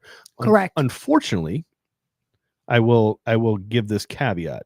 There is so much pressure in the Congress that if you don't go along, you ain't going to get along. Correct. And if you want to stay there, you're going to have to go along, unfortunately, on some things. And I don't have a problem with going along. Here's my bit. You've got in that particular congressional race, you've got somebody that's clearly establishment. Oh, definitely. And then you've got someone that's clearly a good far right person, but actually doesn't get any legislation done but abortion. Abortion's big. I get it. But in the state of Missouri, it's already completely against the law to have an abortion. Then you've got my son-in-law who is as conservative gets, but he is a good conservative attorney who works for a good conservative law firm that he understands the law. So he's not going to bend the law for a Democrat. That's the difference. And he cannot be bought, but he will give just the littlest bit that doesn't matter. Right. To win the big prize. Right. Where a lot of conservatives, they give either too much of it up or they don't give any up. So then we're at a stalemate and they're considered an obstructionist. Pretty much. So, you got to pray for our family because, we want to make sure that he stays on the straight and narrow and that he does win, because the other two options, you either have establishment or you'll get nothing done. So, I mean, it's a big gamble, but it's, that's what I've been saying to my family is we talk and we talk and we talk about this, but if we don't really do something about it, does it matter? You got to do something about it. And some of it, and people talking to it, is an awareness. So you got to make people aware, because a lot of people, including me, thought that there was just the Democrats or just the conservatives. And a lot of the conservatives don't get a damn thing done because they don't understand legislation. I'm curious on how many Democrats there are that would be more in the gray area. Like if they would truly stand up and there probably is. There's probably some that are still good moderate Democrats, but you can't be a moderate Democrat. No, unfortunately you can't. And so and unfortunately these days you cannot have an actual independent. That's right. Joe Manchin is the closest thing to an independent. Correct. Who's the lady from Arizona? Crap, I can't think of her name. But she is the other one. Carrie Lake? No. The other. Oh, the one that was. Yeah. Okay, it'll come. Is she even in the? Did she get voted out or anything? No. But she was the other. She was the female Joe Manchin. Correct. She kind of had. Yeah. She had them by the. Joe's not here. Damn it. Yeah, Joe's not here. Had him by the balls. Yeah. The both of them had their party by the balls, pretty much, and said, you're either going to, straighten up or you're not getting my vote. That's right. And I applaud them for that. I totally applaud them because they have some kind of scruples. Scruples. Big, You can't have scruples. You have to have scruples. Did I say it wrong? I like it. Because you put a mitt in your mouth. A scruple. Scruples. They had a set of balls to at least stand up against. Correct. Yeah. It was Kristen Sinema. Yeah. Yeah. So, I could see her. Connie goes cinnamon. Oh, okay. There you go. Cinnamon. Well, that sounds the same. Yeah. Cinnamon. Yeah. Yes. Yeah. There you go. Cinnamon will be on table 1 over on the east side tomorrow night. So. Yeah, that's right. But that's right. It's almost like I would rather see more Kristen Cinemas and more Joe Manchins than I would rather see a Marjorie Taylor Greene, a Matt Correct. Gates. But a lot of conservatives think those two are the ones. Let me go on the other side of the spectrum, and a Nancy Pelosi and a Chuck Schumer. Correct. I would give me a lot of somebody. Well, and did you know that Donald Trump is exactly what you're talking about? Oh, definitely. I know. A lot of people think he's a far right crazy. He isn't. No. He really isn't. He's the least conservative, quote, like mainstream conservative we've had to run on this big of a platform, because he's definitely balls. Yes, he definitely has balls. Yes, that's all I have to say. Donald Trump has balls. He does. And rationality, and people don't think he's rational, but he has all the rationality to get things done. Oh, exactly. Yep. Like you said, he has the the fortitude to balls. Yeah, he's at the balls. That's right. To get it done, and no bullshit. No bullshit. Yep, no bullshit. Now you have a vagina. No, I don't think President Trump has a vagina. No, I don't think bullshit, so. Bullshit. Bullshit. But yes. Okay. Well, so we've been talking about such heavy stuff today and such things that are bullshit. I mean, the whole time. But okay, so Derick, so any of you that have not done this yet. So when Derick comes on about the last, 20 minutes or so, he does something called the Cancel This Top Picks Sweet 16. And he'll pick different topics. So we've done anything from the best Christmas movie to something about the New Year's. I mean, we've done a whole bunch of fun stuff. We've done the best rock songs, all kinds of things. So Derick, at this point, you take it away and tell us what we're doing. All right. So it's baseball season, folks. And even though the Cardinals are kind of shitting the bed lately because shitting the bed lately. Oh my gosh. I mean, it's they must have had the coffee here. As I say, well, that's awesome. That's awesome. There you go. That's why I avoid the coffee. It will give you the trots. That's right. Even though we're just into this brand new season. Yes, the Cardinals are probably close to 500. Right. And some of our listeners, many of them, half of them are not from St. Louis, but they could still enjoy this game. Just throw your baseball hat on. Everyone loves basketball. So basketball or baseball? Baseball. Okay, baseball. All right. I know nothing about basketball. Okay. Nothing. There you go.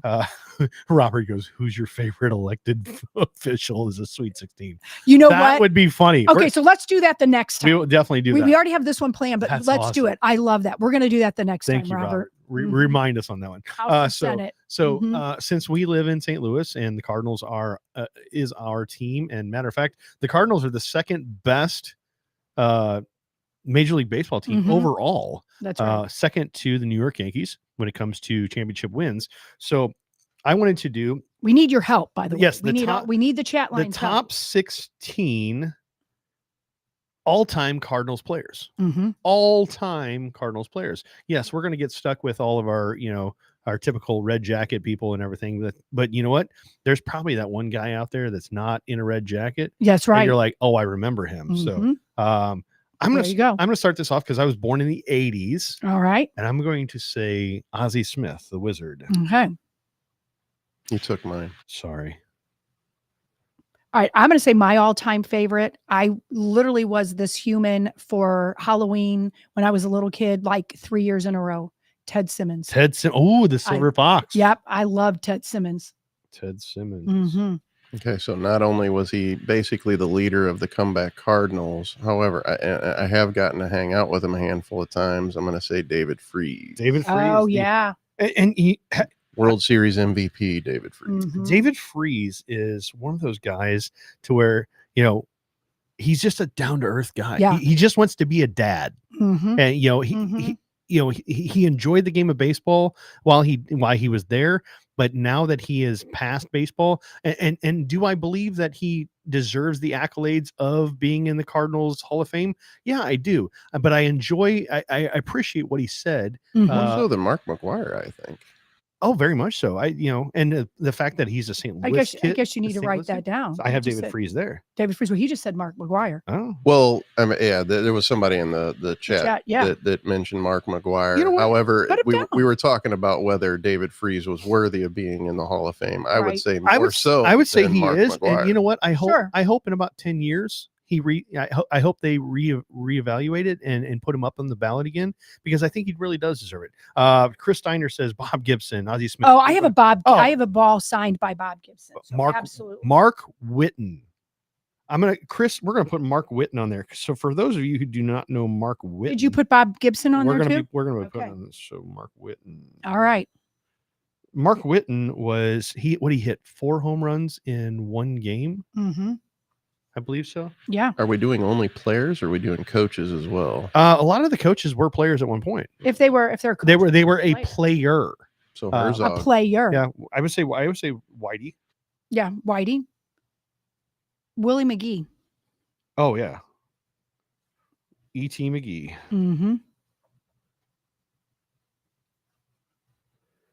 yeah, as I say, we have to have Stan Musial because Stan the man. We have to. What about Lou Brock? We have to have Lou Brock. Brock is definitely. You have Bob Gibson. Is there a time period? It's like no, all time Cardinals. Anytime. Somebody's saying Mike Shannon. Mike Shannon. Okay, so Connie's saying the Mad Hungarian. What was? Al Roboski. There you go. Got to put that down. So we got Al Roboski. Mm-hmm. I'm missing one. Of the Lou Brock, Bob Gibson. There we go. Mm-hmm. Thinking back in the old Yadier Molina. I mean, yeah, you got to have Yachty. I mean, I know he's more current. Same thing that with you really have to have. Well, I don't know what people think about Pujols. Pujols. Yeah, some. Yeah, people yeah, Albert Pujols. I know he left, but then he came back. Right. I'm gonna make some of these really difficult, just so we know.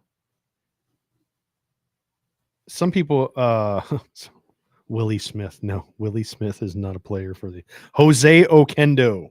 That's right. Willie Smith was a player for the Cardinals, was he not? Willie Smith? Yeah, Willie Smith was. What era? Let me. It was before me. Because you're a baby. Let's see, Willie. I apologize, Connie. I definitely apologize. I thought you were doing Willie McGee and one. I have two spots. So Willie Everett Smith is an American former professional baseball player. He appeared in 8 games for the St. Louis Cardinals in 1994. Interesting. Mm-hmm. We have 2 spots left. 2 spots left. Did you say David Eckstein or Adam Wainwright or? I did not. Vince Coleman. Oh wow, Brian Jordan. Scott Rowland. Scotty Rowland. Mm-hmm. He's Chris Carpenter. He's a Hall of Famer. Yeah. Matt Holliday. Bob Forsch. Bob Forsch. Kurt Flood. JD Drew. Yeah. Todd Worrell. Tom Pegna. I mean, we could do this. Ray Lankford. We could do this just in outfielders. I know. Mike Matheny. Danny Cox. We got Carlos Martinez. We got one left. One left. What do we think the one should be? You already have Yachty, right? I got Yachty on there. Yeah. Willie McGee. Yeah, you got. We got Willie McGee. Remember Fernando Ray Lankford? Remember Fernando Tatis? He hit 2 grand slams in one inning. How about Jim Edmonds? Jim Edmonds. We'll go Jimmy Edmonds. Yeah, Jim Edmonds. Got to do Jim Edmonds. Doesn't he own an AM station or something too? He was in radio. I don't know, but I did some work, I think, for the website for InsideSTL.com. So remember Joe Buck was the hated voice of whatever. Yes. Jimmy Edmonds is starting to become that for me. Really? Yeah, I don't know why. It's just hearing him do play. He's not even doing play-by-play. He's doing color commentary. It's like listening to him mumble through that. Yeah, is like nails on a chalkboard for me. I don't know why. I don't know why. It's nothing against him. It's just no idea. So you ready for this one? Yeah, we're ready. We're making it hard for you. Ozzie Smith and Albert Pujols. Oh, you started off with that right away. I told you I was going to make this difficult. Yeah, you did. Okay. Because for the 3 of us, and we need our listeners to be the tiebreakers. So who did you say? For the 3 of us, I said Smith. I say for the 3 of us, this is easy because we're all. Yeah. We're all. I'm going to say Smith. But you talk to kids that are under 25. They'll say Albert all day long for sure. And I like Albert. I do. I don't know about statistically, but I mean, if you think of him as a player, a memorable player, I mean, Ozzie Smith did so much. Well, and he still does. Yeah. Right. I mean, don't get me, and I'm not taking away from Albert either, but Ozzie. I mean, Mason Wynn is what 20-something years old. Mm-hmm. He grew up idolizing Ozzie Smith, and now Ozzie Smith is kind of like his mentor on the Cardinals. That's so cute. So, I mean, how cool is that? That's really cool. Scott Rowland and Lou Brock. This is an easy one for me because, too. What do you say? I go Lou Brock. I'm going Lou Brock. It's a. What are you doing, Joe? I'm saying Brock. Okay. I mean, there might be some people in the chat. Let's give them a little time to catch up with us because they might be a little behind. I like how it said Ozzy transcended the position, because if you think for sure, if you that think, was well said. if you think about major league shortstops, you think Ozzy Smith, you think Derek Jeter, you think Cal Ripken Jr. Yeah. Guys like that. Those are, no matter what in the MLB, you think about those specific shortstops. So yeah, that makes sense. But it's like Terry said, if Albert wouldn't have left, maybe you flip to I Albert. agree with that. David Freese and Jose Oquendo. I'm gonna have to say Freeze just because I know him personally. I'm gonna say Freeze. You know what? I actually know Jose Oquendo. Really? Yeah. My sister went to high school with his daughter. Okay. So is that who you say? I'm going to go with Jose, but but you still lose. Freeze is, and that's fine. That's all that matters. You still lose. Wah, wah. Wah, wah, wah. Al Raboski and Mark Whitten. I'm going to go with Mark Whitten. I grew up watching him. Al Raboski, I never watched him pitch. Okay, I'm going to let the listeners decide for me what that is. What were the two choices? Al again? Raboski and Mark Whitten. I'm going to say Raboski because I know more about Raboski than I do. I mean, I would more say Rabowski too, but let's see if anybody on the chat line has. And the thing is a lot of people may or may not know. Chris Mark says Whitten. Mark. Yeah, Chris says Mark. And so I think a lot of people, because normally our chat line goes pretty fast and people don't have as big of an opinion on this one, I think. So there's, okay, so we need one more because there's two marks. I'm going to agree with Chris to say that Jose was the secret weapon because he could play every position. That is correct. I think he did at one point in his career, except pitch. I don't know if he ever pitched in a game, but Albert Pujols and Yadier Molina can say that they pitched. Correct. And actually, Yadi has a strikeout. Yadi, I'm not sure. Yes, I believe he has one strikeout. As a catcher, he has one strikeout. That's right. Mark Whitten. Nobody else. Nobody else is having a comment. You about guys that, beat me. So yeah, I'm wondering if is something going on with our social media. No, because it's going on over here. Yeah. Oh, there it is. Somebody says yes. Okay. All right. Go ahead.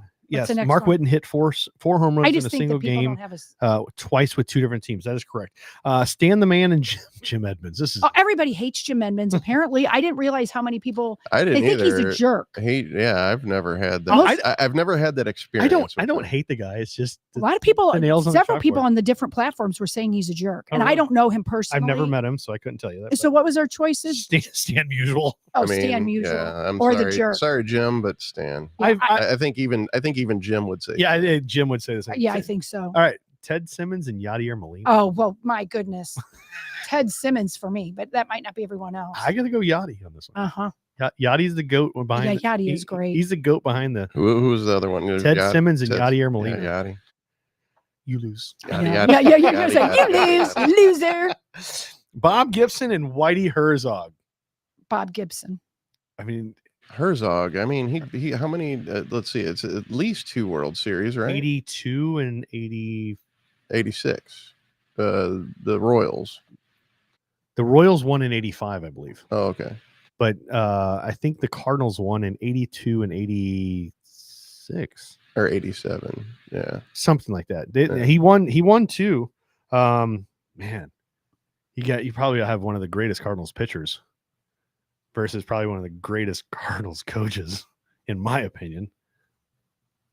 I mean, that was like the Brett Hull and Oates day. Like it was like that Whitey Herzog. So did Bob Gibson ever play for Whitey, or did he retire before the 80s? I was only Greg. We won twice in the 80s. If I'm not mistaken. I thought it was only 82. Was it? I thought it was like 84 or something like that. I mean, hell, I got my phone here. No, you got to look. We can look this up. Mm-hmm. Cardinals World Series. And Chris is saying that he's met Jim Edmonds and he's not a jerk, just a typical guy. But yeah, okay. I've never met him. Nope, it was 82. I stand corrected. Yeah, I thought it was only 82. we lost it. Well, that was sorry. Mm-hmm. Yes, sorry, Greg. You are correct. We lost in 87. We lost to Milwaukee. Was it Milwaukee in 87? Mm-hmm. I remember losing because I was sitting in my. I remember couch losing to the going, Kansas City Royals one year. Yep. Yeah, that was early. That was the Dinkinger bad call. Mhm. You know, so if they had replay back then, that would be fine. Bob Gibson and Whitey, I see some Whiteys. There was the chat line's gone more Whiteys. I think I'm a Whitey fan. Joe, what do you think? Definitely Whitey. Whitey. Mike Shannon and Willie McGee. Willie McGee. I would say McGee too. God, yeah. Ozzy and Lou Brock. Oh my gosh, you didn't put the. I didn't. Together. No, it's right here. Okay. Ozzy Smith versus Lou Brock. Wow. Oh wow. How do you decide? Okay. I'm gonna go with Ozzy because I grew up that way. Everybody else would probably just. Yes, it was Milwaukee. Okay, good. So you're saying Ozzy Smith and Lou Brock are our choices. It's the only choices you got. And you said. I said Ozzy Smith. Wow. Chris is saying Ozzy too. Chris is probably about my age. What are you saying, Pro Joe? Ozzy or? I'm gonna have to say Ozzy. Okay. I was going to say Lou Brock, but I'm clearly the loser. He's the wizard. He's the wizard. Yeah. Mm-hmm. Ozzy's the wizard. I know. But Lou will throw at your head. Yeah, for sure. I like them both though. So David Freese and Al Roboski. David Freese. Same. Stan Musial and Yadier Molina. Whoa. You have the goat and you have the goat. You have the goat and the man. How do you go against Stan though? He's got a statue out there. You know? Yachty's gonna have one too. I'm still gonna say Stan. Yachty ain't gonna have one of them little small ones that are over on the other side. I know. Yachty's gonna have a big one, and I guarantee you, if they do this, they should put it in center field over there in the corner by Broadway, where Broadway and Ballpark Villages. Mm-hmm. They should put you know how Stan is the they should put Yachty in his catcher stance. So you're saying like on the opposite corner of of the other statues, and then have him like hunched down like he's catching. Yeah. But like really big. Right. I'm saying Stan. I'm going Yachty. Everybody will want to get their picture on it with them sitting on top of him like they do with the monkey. Yeah, the monkey ape at the zoo. The gorilla. Phil the gorilla. I think. Phil. Yeah, well, and somebody said Yachty will too, but Stan went to war and then came back and was just as good. Yeah, that's a great. Yeah, and people are saying Stan on the you know chat, what? So it's Stan. You gotta say Stan. Hey, let's say Stan. The man wins. What Yachty will be in that discussion one of these days. Oh, for sure, easily, for sure. Not to mention, I didn't get to meet Stan, but I did get to shoot. I did get to do a photo shoot with his great granddaughter. I actually, my Stan story was back in the day when I worked in the funeral industry. Stan was a big donator to. He was obviously Catholic, and he went to a lot of the Catholic charity events, not just because he was Catholic, but he was Stan Musial. Right, for sure. And he was a good fundraiser. This is when his wife Lil was still alive, also, because I believe Stan died before Lil. And out of the two of them, Lil was by far more fun to be around. I mean, Stan. I've heard that. I heard she was a hoot. Stan was a great man. My grandpa used to kind of hang out with them, and Lil had that dry sense of humor, and she was just a peach to be around. But my story, I drove them in a limousine one night. You did, and took them back home, and he looked at me. He goes, "Hey kid, come here in the garage." And obviously Stan Musial Inc. He's got every sorts of memorabilia, and he goes, "You ever have anything signed for me?" I said, "Yes, sir." I said, "I've met you multiple times when I was a kid." I said, "Your grandson or whatever played baseball out in the Afton area." And "Oh yeah." And he goes, here's a baseball," and he signs a baseball in front of me, and different things. And he's just throwing me merch at me, and I still have that stuff at home. But Stan Musial is probably there's a reason that he is who he is. Yeah. And he is the legend of Stan Musial. That's is right. Because his autograph is probably worthless because everybody had one, because he always carried. He gave it to everybody. He always had cards. And that's one of the things that I think is amazing about that generation is they were not all about themselves the right, way and getting a deal, an Yeah. advertising deal. It and was all money it was and- all yeah. about, you know, being the player and the whatever. Whitey Herzog and Willie McGee. We're running down to the final four. So we got Whitey versus Willie. Wow, Willie played for Whitey. Yeah, he did. Right. How do you, yeah, that's I'd have to say Whitey. Yeah, Gosh. I'd say the White Rat. Yeah. Is Okay. Ozzie Smith and David Freese. This is not a hard one. This is not a hard one. Then who are you saying? Ozzie Smith. All Yeah, day me long. too. Me too. I don't know, but I sure like David Freese. Don't get me wrong, David Freese in his own right, Yeah. in his era, yeah. awesome. Yeah. I guess Ozzy played in more World Series. Correct. So Well, Ozzy played longer. Right. for sure. Right. For sure. Ozzy was what, 20 years easily? Yeah. So we'll say I mean, he was in the early 2000s before he retired. Right. Okay. And I'm just gonna say by seniority alone. yeah. Yep. All right. So where are we at? Stan Musial and Whitey Herzog. Stan Musial. Stan. Yeah. You ready for this one? Ozzie Smith versus Stan Musial. Stan Musial. You can't. I mean, Stan's the man. Stan is the Stan the man. man. But Stan. Ozzy is the wizard. He is the wizard. All right. So what do you want? A man or a wizard? I want a man. I don't know. Depends. I want a man. Hands down, Stan. Well, I hope you'd want a man. That'd be kind of It's weird. I don't want a kind of wizard. hard for us to say that. That's right. You can't say that. I want a man. I want a man. I want a wizard. I want a wizard. All right. It is 9 o'clock, or it is 10 o'clock. It is the end of the show. Mm-hmm. And the winner of the Sweet 16 of all time Cardinals greats, according to the three of us, because, you know, Because our opinion matters. Our opinion apparently. matters. You know, And the chat line, of course. Stan Musial should be the winner in St. Louis because he's got the biggest statue. So that's the winner? The winner is Stan. Stan the man. I mean, Well, it's very good. Yeah. If not, he wins for biggest statue. That's right. He wins for biggest statue. Well, and Does David Freese have a statue? No. no. Yeah. So I mean, So that, you by know. statue alone. By statue by alone. statue. And isn't there a Cardinal game tonight? By statutes of yes, I believe they're playing the Philadelphia Phillies tonight. That's right. Did they win last night? Did we get beat last night? Hold on. You gotta look. Yeah. You're gonna look. So there is a Cardinal game this evening. So when you go down to the stadium, park in a parking garage and lock your car and take all your valuables. Or if you're in the St. Louis area, you can contact me. That's I right. drive for Uber and I also drive personally. So I'd be happy to pick you up, drop you off at the That's right. stadium, pick you up after that. That way you don't have to drink and drive. You don't have to worry about paying for your parking, and you don't have to worry about somebody breaking in your car. That is perfect. And so if you don't have Derick's number, Derick, give your number out, or just tell him. Area code 314-221-2226. There you go. So call Derick, or if you forgot that Or number, text me, or you can text him, or you can private message him. for some reason my phone doesn't want to play right now, so I can't tell you if the Cardinals won or lost last night, but they are playing the Phillies tonight. Well, there you go. And we got to look They are playing forward. Phillies. We're looking forward So- anyway. So For Lizzie Sparks, I'm Yes. Derick Pratt. That's Projo over there. We thank you for wonderful Wednesday here. Vic will be back he tomorrow. will be back tomorrow. Vic will be back tomorrow. It was always a pleasure coming in. Thank you for calling me.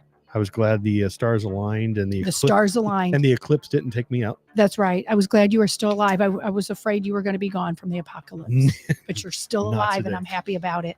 So if you would follow us on all social medias, cancelthisshow.com. Thank you again for a lovely Wednesday, and we are out. You're out.